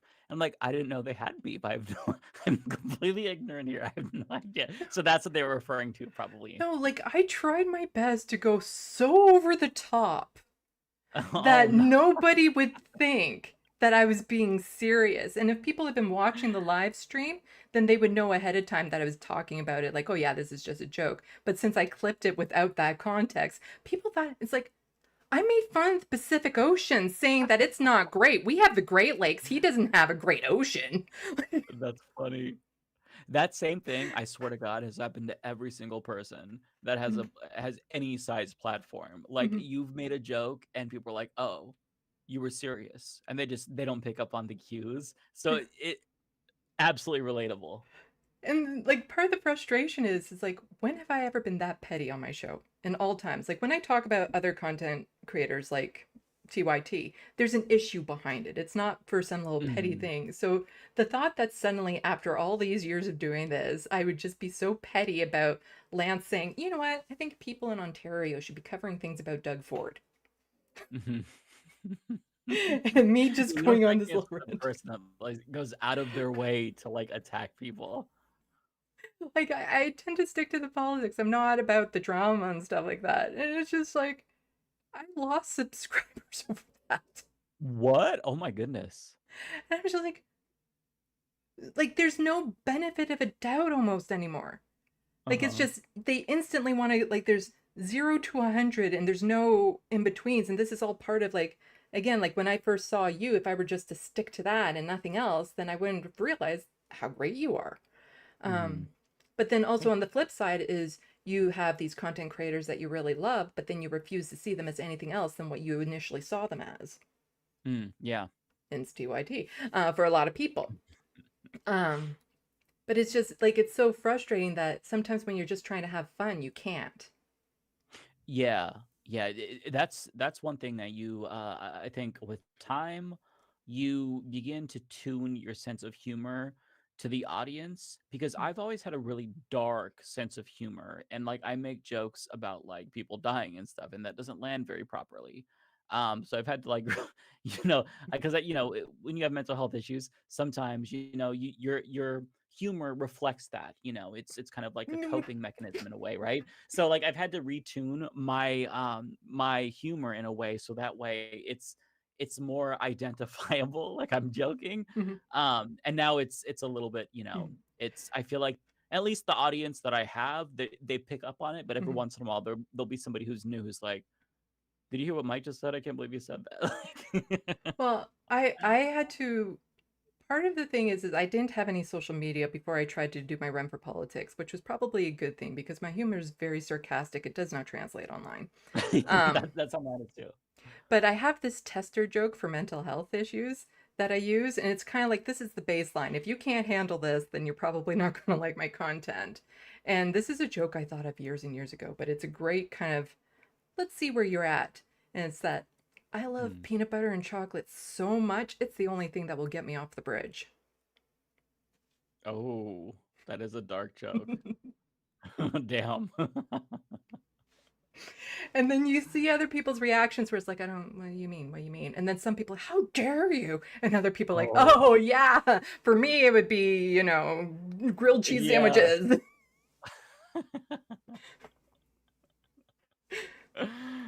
But Yeah, it's like, people are very it's so hit or miss and it's so subjective because what's hilarious to one person is like deeply offensive and well, triggering to another person. So you it's see, really hard to gauge that sometimes. I'm allowed to joke about, this ending of life stuff because you're supposed to laugh at your failures. Yeah, if you've experienced something that's really traumatic, Mhm, you you have to be able to like one way of coping is to be able to laugh at it. I think like I genuinely believe it's like a healthy thing to do. Even laughing about like the passing of a loved one, like not laughing because they died, mhm, but like making like a lighthearted joke about something like that. Um, it's a way to like heal, but that it mhm, doesn't always work that way for yeah, people.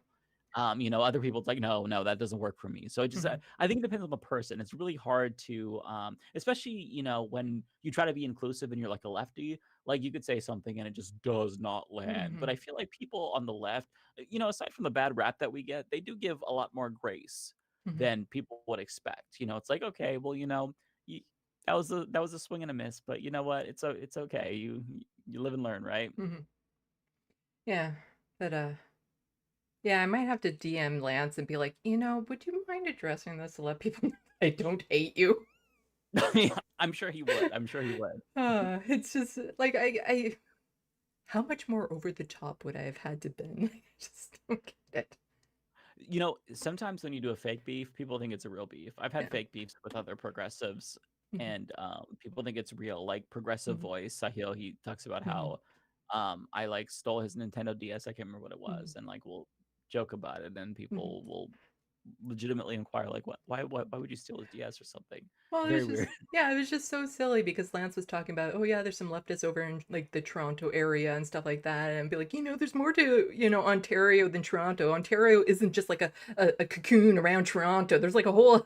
I'm like the largest live streamer in my region, which is technically true, and just like over the top, like talking about Chico and stuff like that. And it's like really. That's when did you post this? I'm curious. I haven't Um, seen it. It wasn't too long ago. Like it's still, if you go to my video clips, it's still there, and it got, for my channel, a fair bit of views. And it's a long clip, but the first 15 minutes is where I'm talking about, where I'm doing the kind of mock beef that I have with him, because then I do Oh, go in and okay. talk about the actual, like Lance was saying, people should be covering over there, um, what Doug Ford is doing with the LCBO, and that would get a lot of clicks and stuff. And I'm like, oh, you think somebody over here should be covering this, huh? It's like only look at like 50 of my videos to see I've been covering it. I feel like the way you're describing it sounds pretty it would be obvious to me that you were joking. Yeah. But sometimes you have to be uh overly explicit just to make sure you drive home the point. It's hard though I because you feel like you pretended are. I pretended I didn't even know all the names of the Great Lakes. It's like, oh, well, Great Pacific Ocean, you don't have that. And we have like Lake Ontario, Superior Lake, and the others. You have me curious. I'll have to check it out. But then I've had people actually in my chat be like, oh, but I thought you were serious to begin with. And it's like, okay, all you autistic people out there, you know how this works. We all dish out sarcasm, but none of us can actually understand it when we're hearing it, which is so true. Because I talk in sarcasm all the time, but then as soon as somebody uses it towards me, if I'm not familiar with them, I'm like, are you being serious? You serious? That's funny. Happens all the time. But I just want to say thank you to Not Lols2 for the $5 super chat there, saying awesome combo to us. Really appreciate that. Nice. Uh, but yeah. So that's kind of what I wanted to get to with that. And it does kind of in a way lead into the TYT stuff because both you and I used to be kind of attached to TYT in some way or another. Yeah. So I used to be a content contributor to Rebel HQ, their only Canadian content contributor, which I thought was awesome Oh. at the time. Mm-hmm. And it was to some extent. I have a video on it. Mm-hmm. What was happening behind the scenes was just not cool. Mm-hmm. And just total lack of support from them, and felt like I was being gaslit to no end with stuff that they were doing. It's like, well, you should ask for help if you need this, but then as soon as I say I need help with this, they're like, oh, but we don't do that. Mm. Like that sort of things, seeing these amazing video clips go to the other creators, and it's like, why aren't you offering those clips to me? I would have had a lot to say on those ones, especially the one about Canada. Mm-hmm. Yeah, that seems like a Yeah, I should easy get clip to give you. dibs on the Canadian clips. For Just sure. makes sense to Yeah. me. Hmm. But there was a lot going on behind it. Like I do appreciate my time there. It really did help me tighten up how I did my videos. But like Mm-hmm. one of my biggest frustrations was I was not allowed to plug my channel. Oh, really? Hmm. They would Oh. occasionally put it in the description box, but you know how well a description box works. Um, Mm-hmm. but at the end of it, all I could say is look for my content. And at the time, my Twitter account was larger than my YouTube account. So they had my Twitter account in the thing. But all I could say was look for my content at SandeeLovas. I couldn't actually say go to my YouTube channel Left of the Box. Hmm. It wasn't until the That's weird. I last don't like that. yeah, it wasn't until the last few shows when I knew I wasn't going to be with them anymore that I was finally allowed to say anything about my actual YouTube channel. Hmm. And the fact that I never got shout out on the main show. Even when people would like I am the show to be like, oh, there's this Canadian story, or you need more international coverage and blah blah blah. And not once did they said, oh well, we have this Canadian over on Rebel HQ, go check her out. Mm-hmm. Never. Never. And That's yet disappointing. I would see Rebel HQ contributors who were newer than me getting spots on the main shows as guest co-hosts. And I Really? asked, and I never got allowed. The only thing I did outside of that was my chat with Jank on the conversation, Mm. which to me was a little nerve-wracking. I had been with them for a month when, Oh, really? I yeah, saw that conversation, by the way, too. I had just been with them for a month at that point, and already I'm like, okay, I'm going to challenge this. This was bullshit. Just the way that Mm-hmm. Jank and Anna were mocking somebody trying to use inclusive language for Mm-hmm. people like me, people who can Yeah. conceive. And it really upset me. And so I got on the conversation with Jank, but it's like, really, it's just 12 minutes dialogue. And I had never met him before. I was nervous. I'm not a debater, it's Mm, just right. not something I do. And my autistic self, too, the first time I do anything, I can't handle it. Like, I have a hard time with it.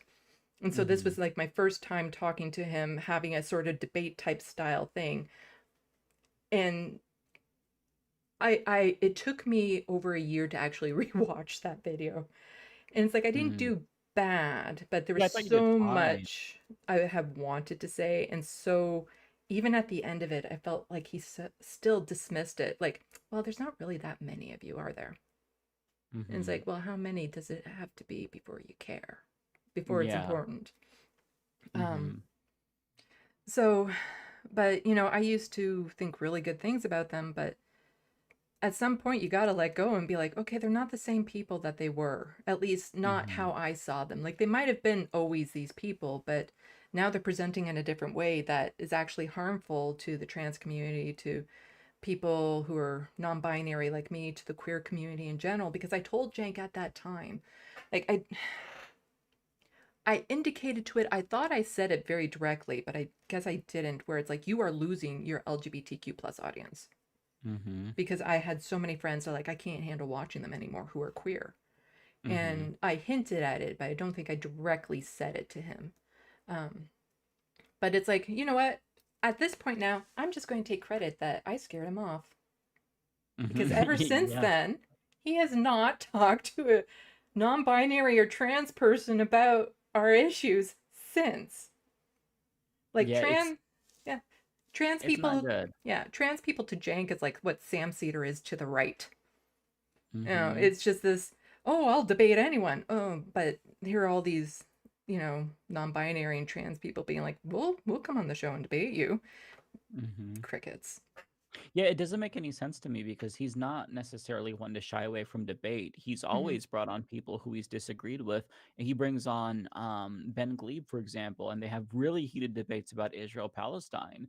So it was so weird that like when Benny Carollo offered him to have like this on-air conversation, that he declined Mm-hmm. because like I don't think anybody, even he, got the sense that like Benny or you, when you offered to talk to him, was doing it for clout. Like it was genuinely from a place of good faith and just, hey, let me help you Mm-hmm. be a better ally. Because like I think that if you're not queer, uh, you're gonna mess up. Even queer people mess up with other people in the community. It's Mm-hmm. just a part of human life. But like if you mess up so much to where you start to lose portions of your audience who have always been there, then I think that it's incumbent on you as a host with a massive platform to course correct. Mm-hmm. And sometimes like the thing about Jenk is that he's always been really stubborn. That has not changed at all. But this isn't something that I think you can just brush aside. Have some conversations. If you're stubborn, at least hear them out. And the problem is that he shuts down and he refuses to hear them out and he goes on the attack.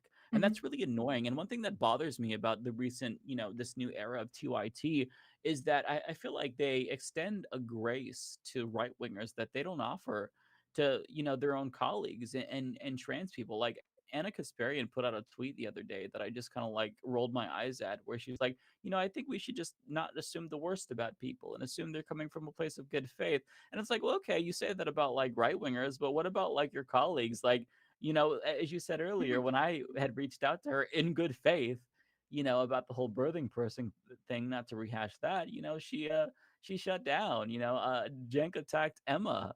And so it's like, were you assuming that we were coming from a place of bad faith? So I mean, if you're going to give that grace to right wingers, I think that's fine. But maybe take your own advice and extend it to your own friends and trans people who look up to you or did Mhm. look up to you. Yeah. You know what I mean? Yeah, it's just I've done a couple videos on this topic in particular because it's been so frustrating, and just the way Cenk is trying to other leftists and put us all in a monolith, anyone who's more progressive than him.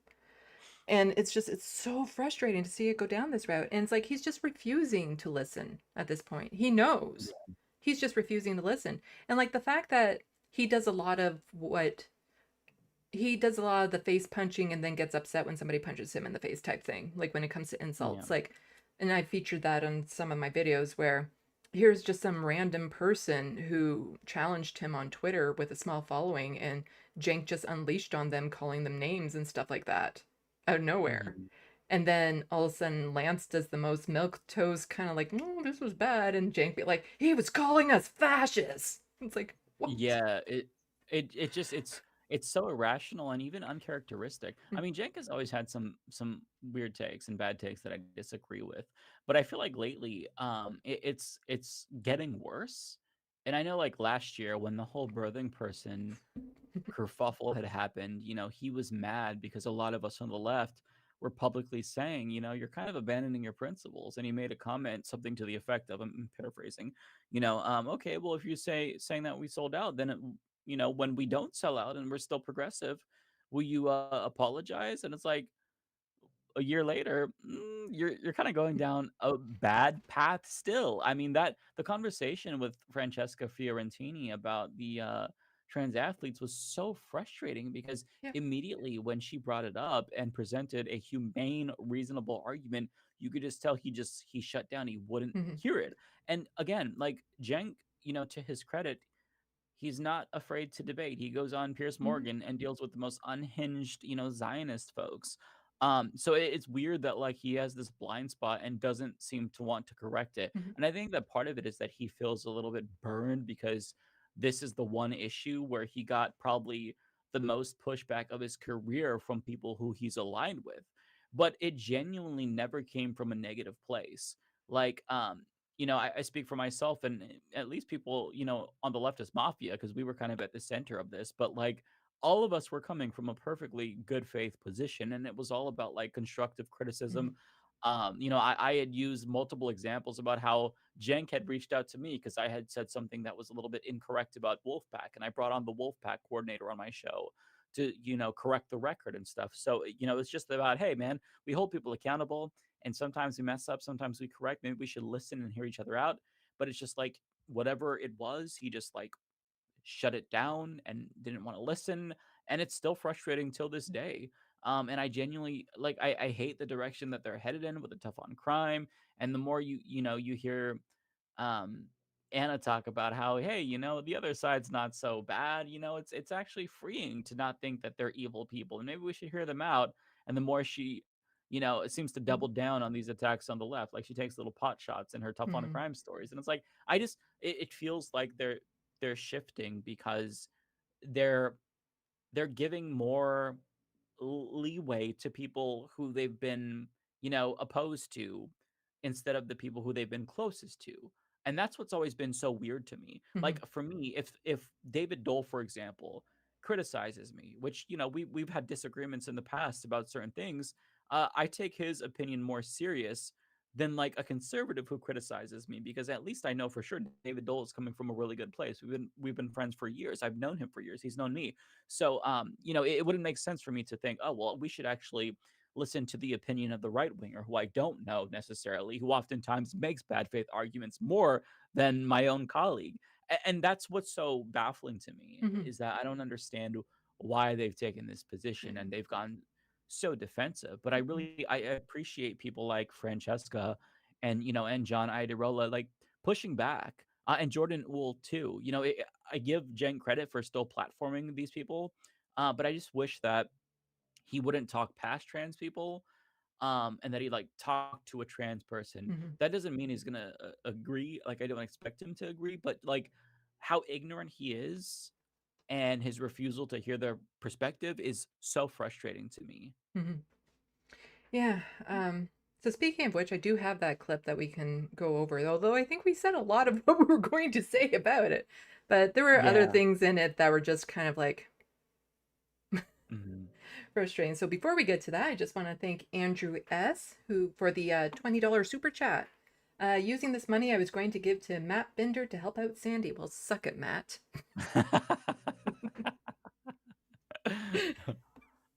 Thank you. I really appreciate it. Um, okay, so the clip, it's not starting right at it, but okay, so everyone just ignore the screen for the next 20 seconds. So I get this set up properly. This one, and then I go here, and then I go here, and then I go here. Okay. Oh, I'm sorry, John. That was a really bad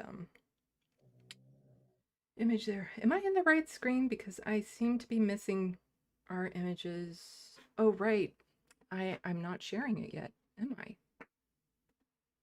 There we There go. we go. And then I have to go here. Okay.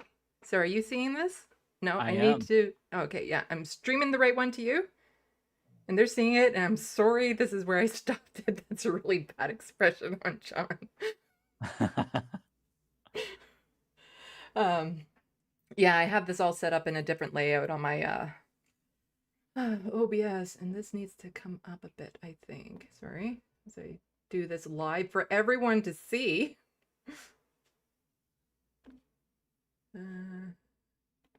That is good enough. Yeah, I think it's big enough. I'm fine. I can see it for sure. Yeah. Okay. Um, yeah, I do it this way for the YouTube videos that I share so that people don't see my recommends off to the side. Not that it's like, oh, there's Owen Jones and CTV News. Nothing interesting, but Scandal. I You know. watched Owen Jones too? How could you? How could I not? I know he's great. I know. Also, Some More News is great too. You have a good algorithm going for you. Yeah.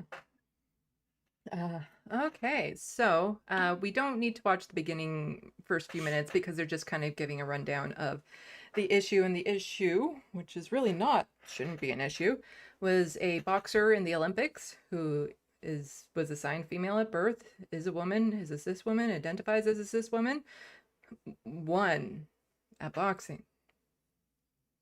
But apparently she looks very masculine.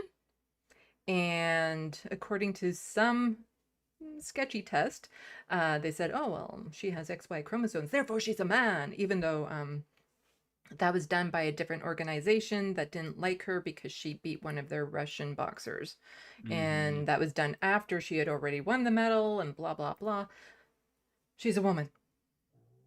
Yeah. Like, it's just and these same people aren't saying anything about the actual man who was the boxer, the trans man who was in the Olympics, and but nobody's saying anything about him because he didn't win.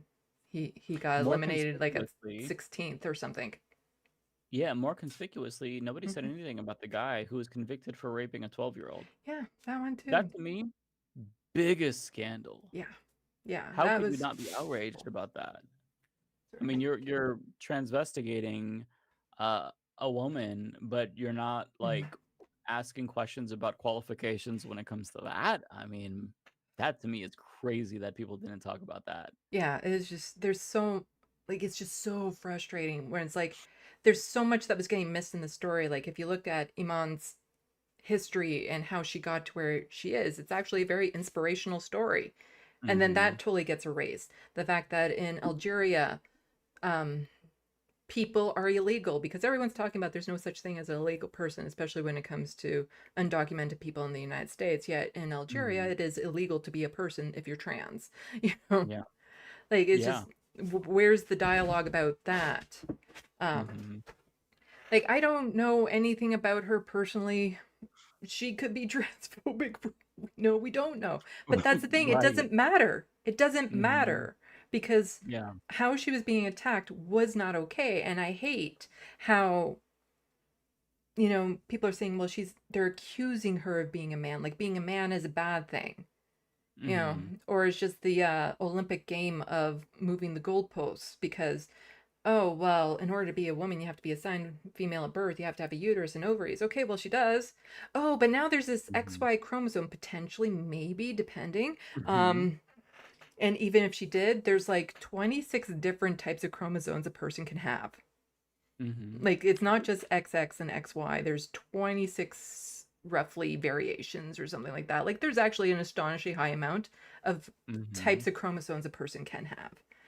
Yeah, of course. It's ironic to me that the people who claim that the left and trans supporters don't know what a woman is very clearly don't know what a woman is. Like they Mm-hmm. keep changing what that means, changing who does and doesn't qualify as a woman. It's just it's very interesting, I'll Mm-hmm. say. Yeah, because the thing is that the instant if she were to say suddenly, okay, you know what, I am a trans man, all of those people would then suddenly be like, no, you're a woman. Right. Right. Yep. Just like when I'm on Twitter and I have a lot of outspoken Twitter peeps who are women, and especially when they're talking about trans issues, and then people would be like, oh, you're just a man and stuff like that. And then as soon as I say I'm non binary, they'll be like, oh, but you're a woman. Oh my god. Those people are they don't realize how stupid they sound. What I love is I don't know if you know about Stephanie Sterling. So they're a non-binary gaming YouTuber and they responded to somebody saying you will never be a woman because they're non-binary but female presenting.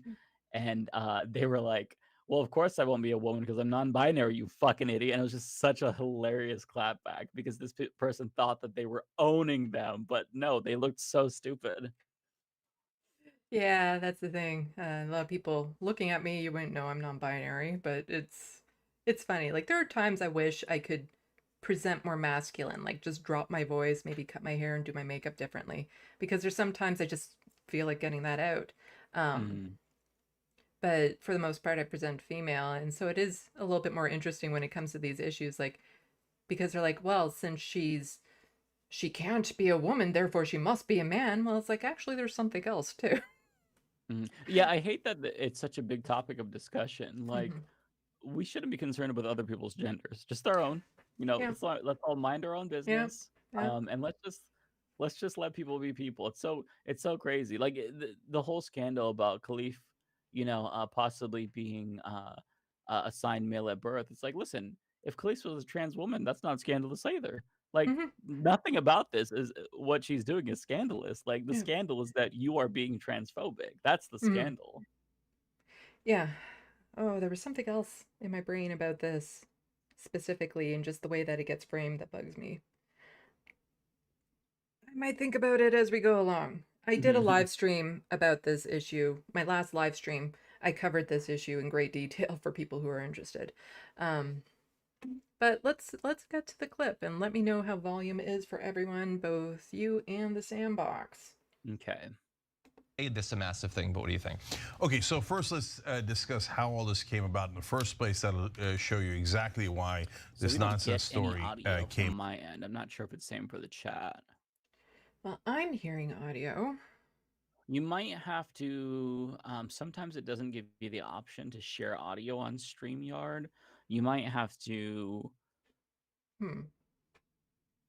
um, make sure the box is checked. Sometimes I forget that, but then there's something else that I do if I check the box and it still doesn't share audio. I'm trying to remember. Was that the Uh, warning that I got earlier about something cannot?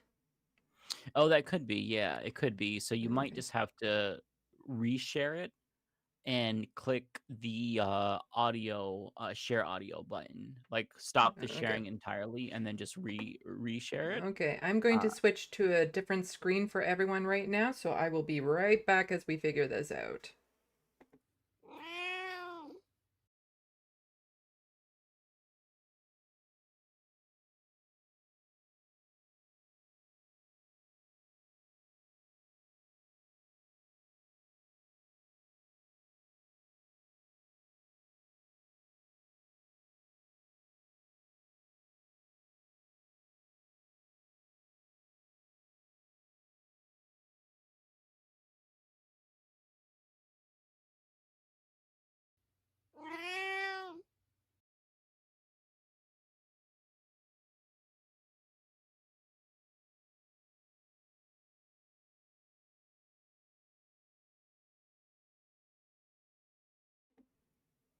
We got it fixed. And it sounds good. Very clear. Okay, so let's just maybe back this. Oh, no, I gotta go to this one. True. Then, what did I just do there? There we go. I was just trying to back up 5 seconds. There we go. Okay, so first let's discuss how all this came about in the first place. That'll show you exactly why this nonsense story came up and is completely untrue. And then we'll get into why the Republicans are obsessed with this. And feel free to yell, pause it in French at any point. Okay. Arrête! That's stop, but whatever. And how it's going to be their undoing, so that'll be fun. Jesse Waters said, they say this about her, they say that. Who's they?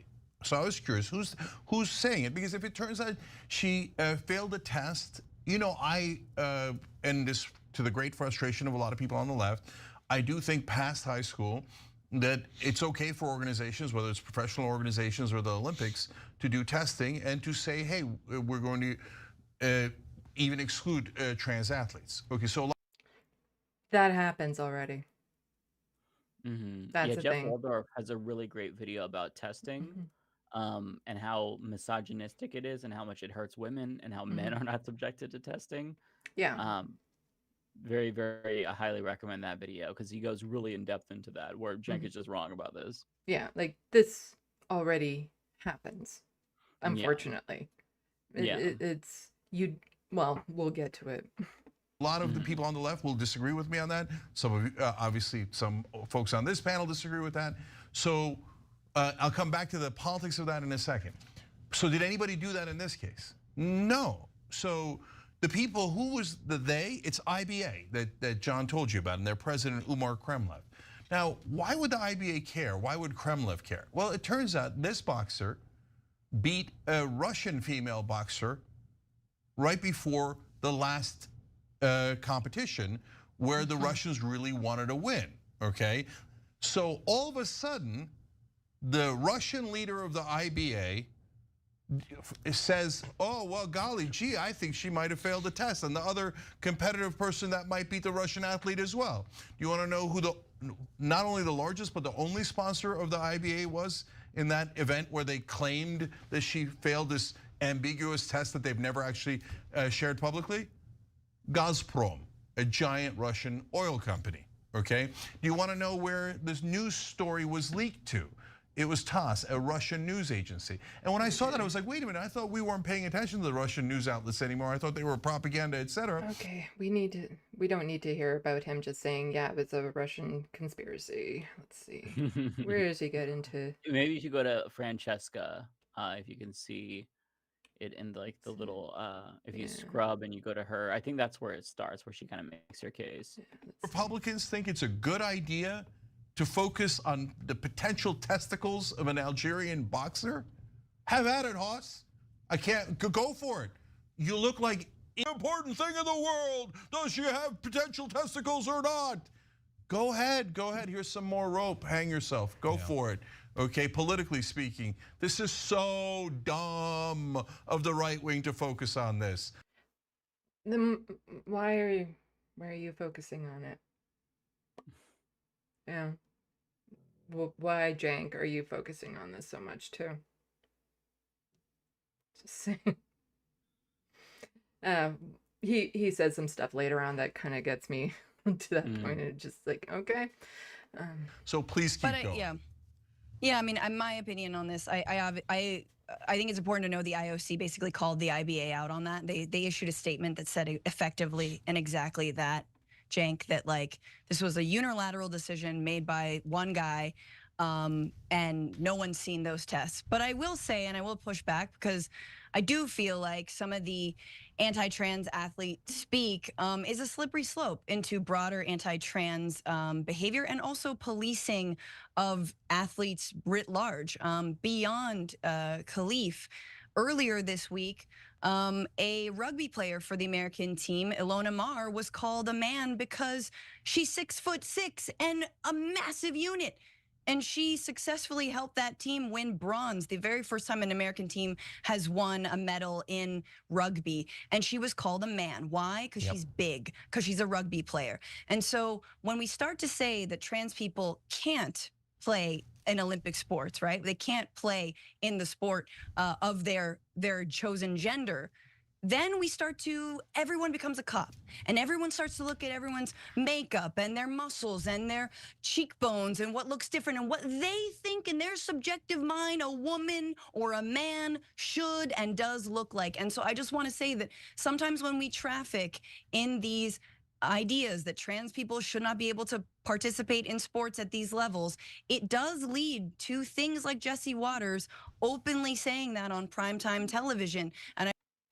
And just to get to a little bit more to what Francesca is saying from the perspective of somebody who's non-binary, is that really messed me up as a teenager, trying to fit what I was supposed to look like as a girl, because I didn't have the same build as a lot of my female friends. I'm a lot stronger than my female friends. I was a lot stronger than some of the boys in the class. But just this idea of what it is to be a female dictated on appearance and beauty standards and all that sort of stuff has messed me up to this day. And like, I have such an absolute hatred towards my body that I can't get over. Like, that's part of the reason why I was commenting on what Olivia Chow was wearing at the event, because I would never be able to wear that because of how I feel towards my own body, because of a lot of this stuff that has been, you know, forced down my head ever since I was a teenager. Yeah. And I want to just center that when we stand with trans people, yes, even trans athletes, that all goes away, and we stand with them no matter what. But you start to dabble, and you open up, everyone becomes genital police. And I just have to push back on that. And you've done it, Cenk. I totally You've disagree. done it. I totally disagree. So, first of all, when you have an extreme position, you have an extreme position that says, no, we don't ever ask anyone. And I think the Olympics position is actually absurd. They don't do any genetic testing. They don't do any testing. So you could, since they don't do any testing at all, you can just walk in, call yourself a female, not be trans. Trans people are actually do it, Cenk. Do it. Okay. Yeah, I love that. As Francesca said, do it, because you know, when the Olympics was in Calgary, I traveled over to Calgary and I showed up and I'm like, so I want to be in the Olympics, just let me in. And they're like, fine. Yeah, they're just like, fine. Sure, go ahead.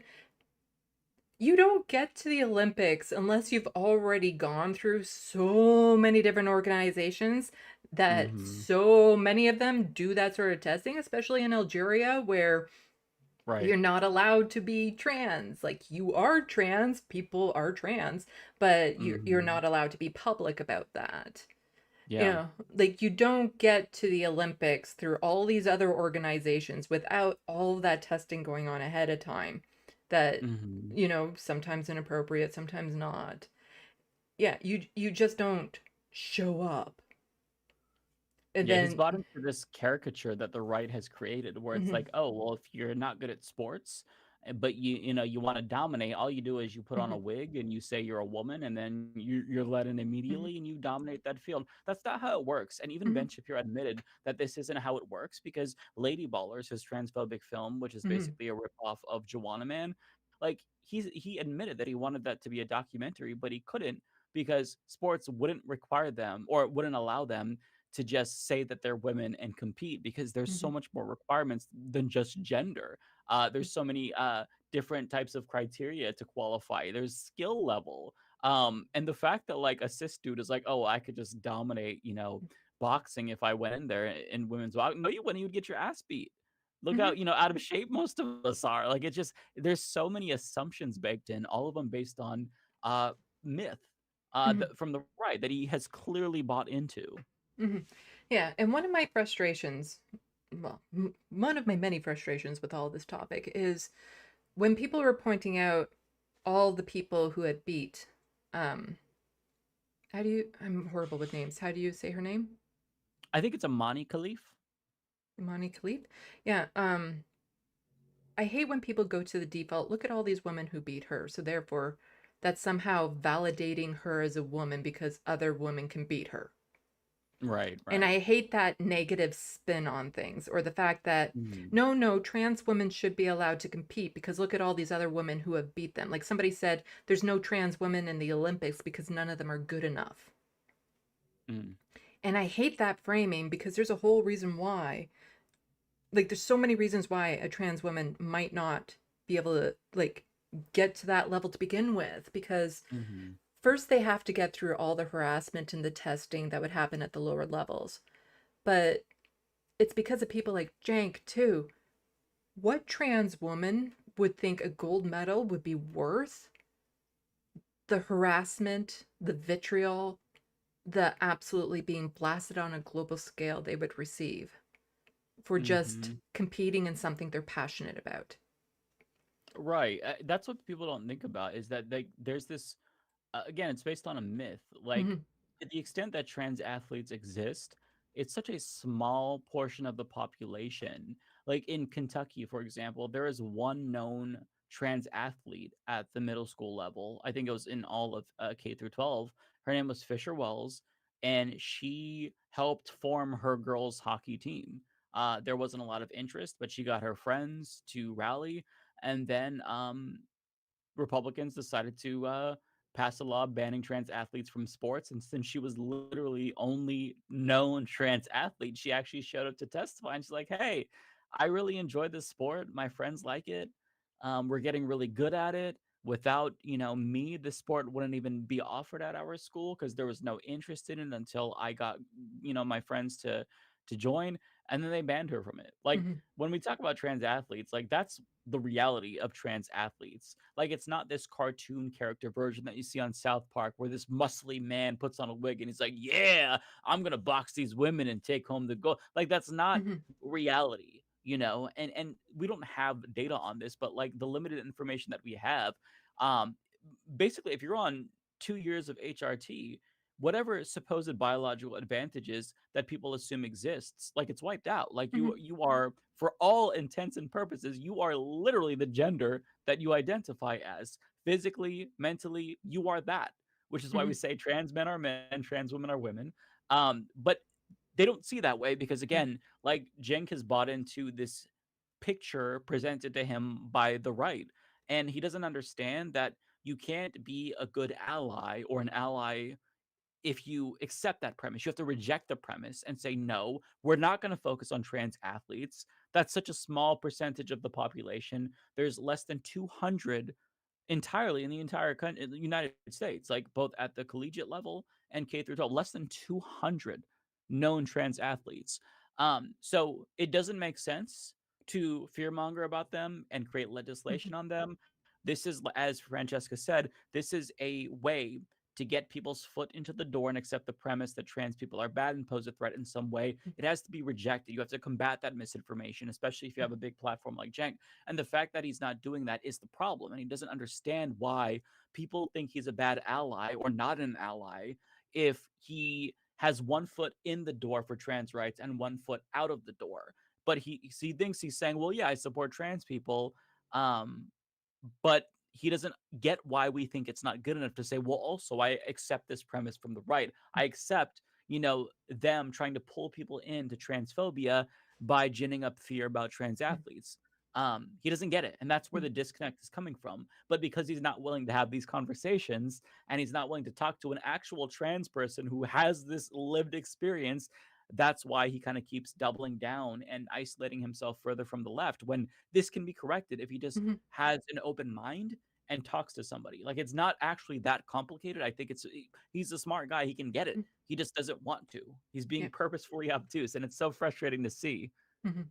Yeah, it just, all of this just breaks my heart, especially from somebody who's supposed to be the home of progressives, because Mm-hmm.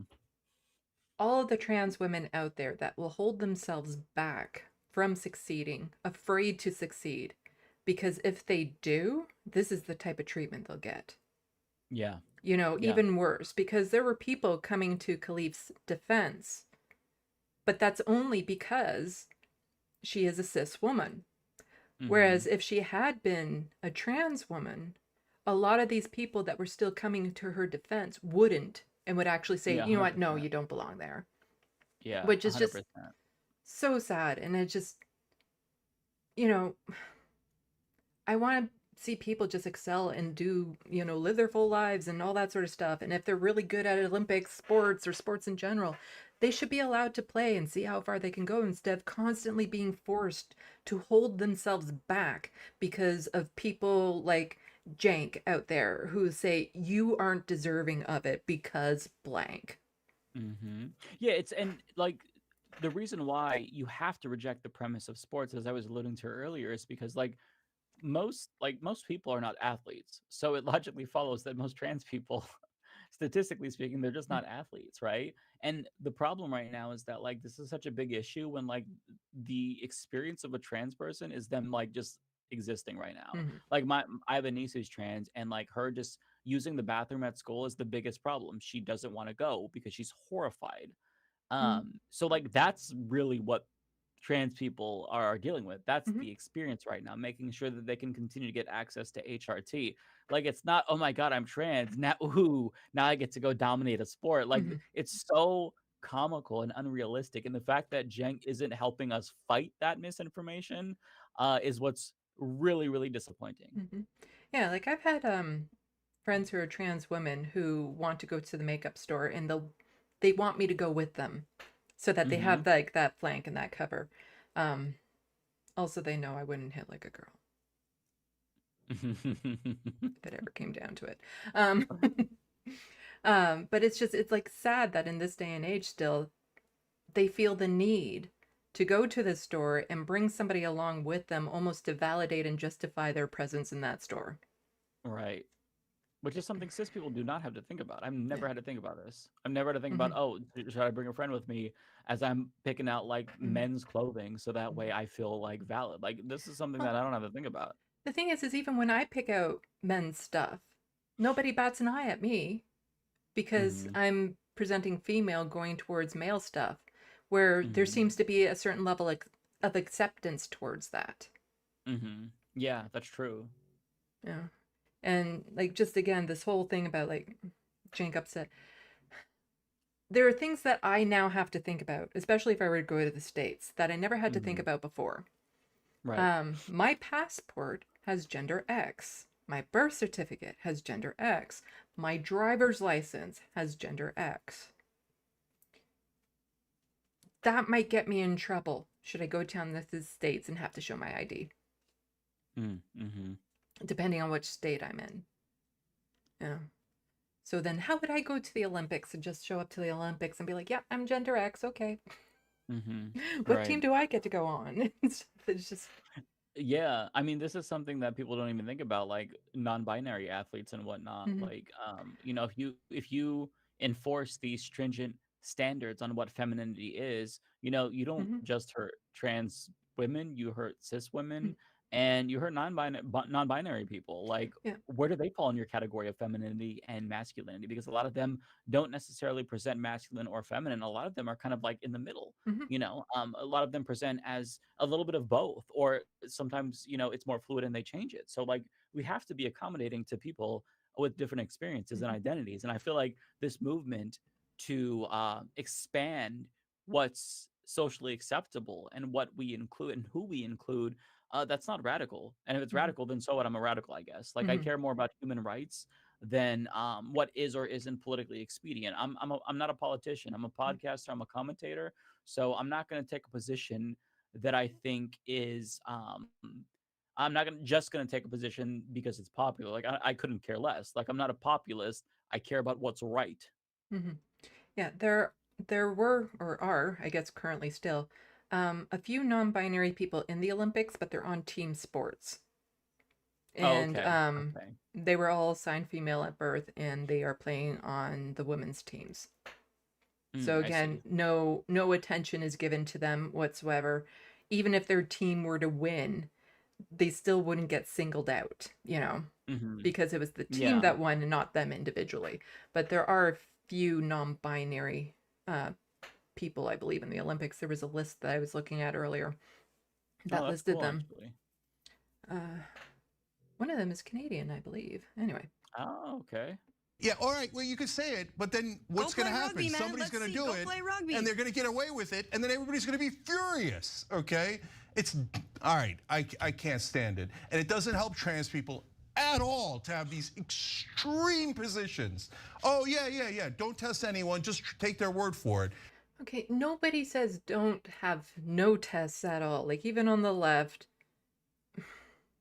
Yeah, I'm the position that I've heard from most leftists and trans allies, like anyone who just defend Mhm. trans athletes, is like, hey, don't ban them. Just like Mm. each sport has their own criteria of who qualifies and who doesn't Yeah. qualify. Like boxing or wrestling, they have weight Mhm. classes, whatever boxing weight classes. I'm not sure what it is, but like they already have that. Like Mhm. they're already creating the standards based on the criteria for their sports. Yeah. Like we're saying it's bad to blanket ban them from all sports just based on identity. Mhm.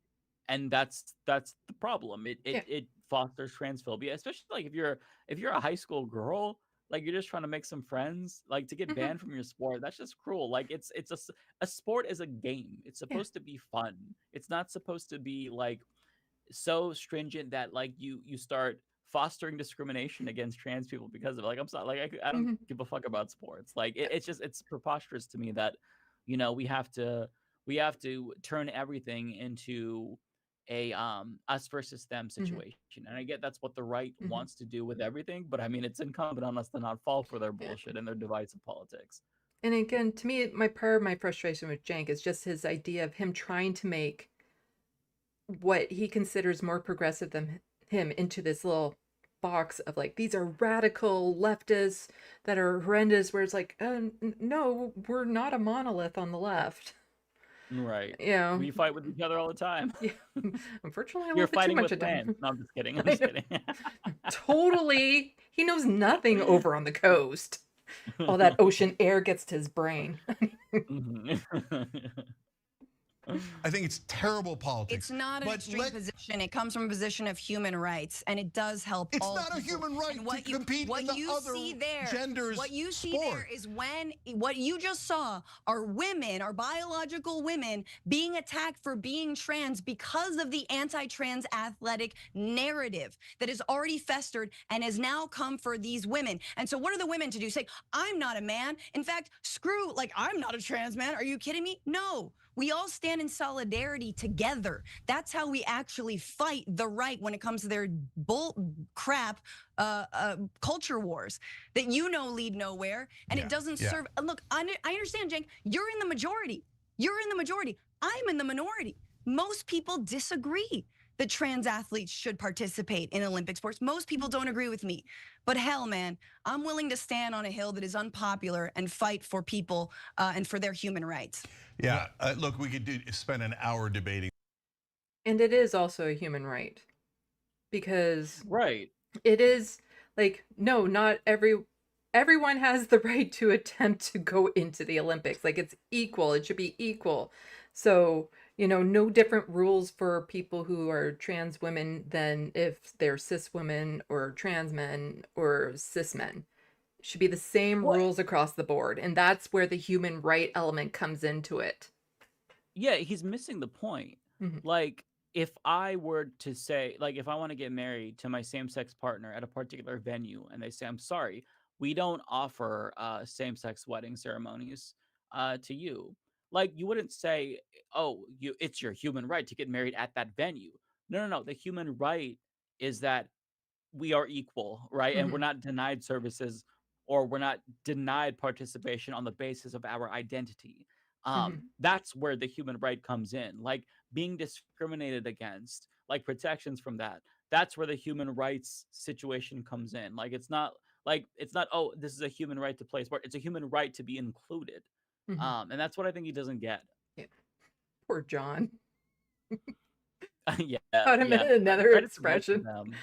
Yeah, yeah. Franny was killing it here. Yeah. I do have I've mentioned this in a video before about John, and I don't exactly let him off the hook. Mm. Um, because he does tend to stay quiet and stuff, and especially back when the whole birthing people issues were happening, and the TYT mods quit en masse Mm. as a protest and stuff. And one of the things that I was hoping back then is that more people would actually leave, to actually show that solidarity and stuff. And I understand, John is a new father. It's difficult down in the States in particular. Up here, we don't have to worry about healthcare as much. And I get that, but he has a little girl right now, I believe. He has a daughter. So what happens if she gets a little older and John finds out his daughter is actually his son? And that child will look back at this video and see what he didn't do, because he rarely ever says anything. He rarely ever pushes back. The only time he actually says anything a little strong is just when he's on the damage report. Yeah, I think I saw his comments about the whole birthing person thing on the damage report. I will say I give him grace. Like Mm-hmm. I do understand that, people expect him to speak out, but to me, I view this as like a employer-employee Mm-hmm. situation where if he speaks out, he's going against his boss, and that's a Mm-hmm. very uncomfortable Yeah. and difficult thing to do because there's that power imbalance. So I don't fault John at all, Yeah. but I do understand the frustration Yeah. that, people Yeah. feel because it is really frustrating that Jank, he um a lot of the time goes unchecked. Mm-hmm. Thankfully they were both there to check him this time. But yeah, it, Mm-hmm. it, it is nice to have somebody to be able to Mm-hmm. push back against this. Yeah. Like, I do think John is a great guy, and he's always been on the right, like, he's been willing to correct himself if he finds out he's not on the right side of an issue. Like, he's been willing to adapt to new language and stuff. Hmm. And again, I do understand, especially when it comes to jobs and stuff. Yeah. It's not a nice situation to be in. And I know it's easy for me to say, because I've never had kids and I never will have kids, that it's easy to just up and leave and whatnot. But to at least be a little bit more forceful in his language, to push back a little bit more. But I get it, though. That's the thing. I do get it. I have too much Yeah. empathy, I guess, at sometimes. It's like, It just sucks 'cause he shouldn't have to. Mhm. Fran Yeah, shouldn't have to. They're on the yeah, home of progressives, right? Like yeah. they shouldn't have to. Jank should be Um listening. right, right. So that's where the frustration comes in because he's so stubborn and just doesn't want to listen. Where people that work for TYT, you know, don't feel like they are empowered to push back. And I think I think like I'm not saying that he's silencing them. Like I think it's just uncomfortable. But like that's where I feel like us, like those of us on the outside, we can kind of push back. Mhm. Even though I was associated with TYT, like indirectly, they were my MC, and it was still uncomfortable to push back just because we've had this like little working relationship in a way for a really long time. But yeah, I feel like I have more of a responsibility to like make up for what Mhm. people on the inside can't say. But it is either way, it's so awkward and Yeah. just kind of a shitty situation all around for everyone. All I'll say is I pushed back a month after working at Rebel HQ. Good on you though. That's amazing. I was scared as shit doing it, but Yeah, it's so difficult, especially like for me. I'm always very, very non-confrontational. Mhm. Like I'll go out of my way to avoid confrontation. I'll concede. I'll apologize Mhm. just to like not, especially in like a workplace environment. So I kind of like empathize with somebody who wouldn't necessarily want to stand up to their boss because it's just like it happens sometimes. Like I've Mhm. stood up to my boss before, but it's always just so like it's so traumatizing because it's like this person holds your livelihood in their hands, and that's such a bad feeling, but it's Well, true, you know. the thing is it is different for me because I've been unhoused. I've been to rock bottom. Yeah. And I made this point when I was making the video. It is easier for me in some aspects to push back because I've already been to the bottom. I know I can survive it. I know I can Yeah. get back. I've lived it, and I'm in a far better position now than I was even back then because I do have friends now who would be there for me to help me. And so I would never even fall as far as I have before. And so I guess I can come at it from that perspective, like, what do I have to lose, you know? Yeah. Yeah, Like, no, that's true. it, Also, one thing that I think that is useful is I am thankful that there's still people there at TYT like Jordan Uhl and oh Fran yeah. and John who do have the ability to push back and who Hmm. are like good voices, you know, that try to push Cenk in the right direction, Hmm. as impossible as that may be. Like it seems like it's not working, but I think that having the fact that this Hmm. conversation took place on air, I think is important. Yeah. Even though it's extremely frustrating because Yeah. he wasn't willing to listen. Although I do have to go in probably a little bit, just Oh, FYI. okay. Um, We'll just do a little bit more and then we'll head out. And okay. yeah, one of my jokes about Jank is he's so bullheaded he can't help but run towards Anna's red flags. That's multi-layered. This, and I have in the past. But when Not really, though. yeah, Not really. Not really debate, more of an agreement. okay, whatever. I'm happy to debate anybody about it. I think I don't agree, Okay. and you're never going to get me to agree by saying it's. First of all, no, he won't. Very petulant. Yeah, no, he won't. He proved that. Sorry, any freeze frame on these are just hilarious. But The left-wing position. It's a No one pro-trans wants- position. And I don't think it's a you should pro-trans just- position She didn't at say all. that. Just At all. so something that I wanted to say right there is like you're never going to get me to believe or change my mind on this. This isn't a win he thinks it is. Like that's not showing strength. Like an absolute unwillingness to be presented with new information or new perspectives and not being willing to change your mind isn't something you should be bragging about. Right, it's embarrassing. all. Offer a platform. Okay. You don't all have right, to agree. All right. So when your opponent is in the middle of doing something radical, step out of the way and let them do it instead of stepping in the way and saying, "Hey, I'm more radical." Okay, I think it's terrible politics. It's terrible I don't for think it's trans radical. people. I think it's terrible for the LGBTQ community, and I think it's terrible for the people who are looking to defeat Trump. So can we please get out of the way and let the Republicans do the dumb things? Okay. I just wanted to say something about that, and then I think we don't need to go through the rest of this. Nobody asked Cenk to stand up, like to be the spokesperson for queer folks, to tell Yeah. us how to do our activism. Like that Right. frustrates me so much when he tells us what we should be doing, you know, when it comes to how to be an activist. Yeah, he chose to be an ally, which is Mhm. great. God bless him for it. But you know, now people are asking you to do better, and if you refuse to do better, at least recognize that maybe there's times where it's best to just keep quiet if you disagree, because overall that could hurt the overall cause that Yeah. you know agree with. Like it's if you actually care about LGBTQ plus people, and trans people in particular, you should see that if like right wingers are praising you and they're saying, "Oh wow, this is so based," you know, and Carrie Lake is saying, "Hey, a broken clock," right? You should know, okay, maybe what I'm saying isn't helpful, and I'll just be quiet because I'm not going to agree with them. Yeah. The fact that he can't help himself is really frustrating because again, Mhm. if you want to be an ally, like I don't expect you to be perfect, but like don't make it harder for us. Like that's like antithetical to being an ally. Like don't make it hard for us. Don't talk past us. Don't like tell us what is and isn't acceptable because queer people have been fighting for their rights for a very long time since before he was born. So I think that, you know, we know best how to advocate for ourselves. So if you're not going to help us, at least just get out of the way or be quiet. But he can't because he's Yeah. very you know he's very egotistical, which is frustrating. Yeah, I've said it before and I totally mean this. The best thing he can do for queer folks right now is to never say anything about it again.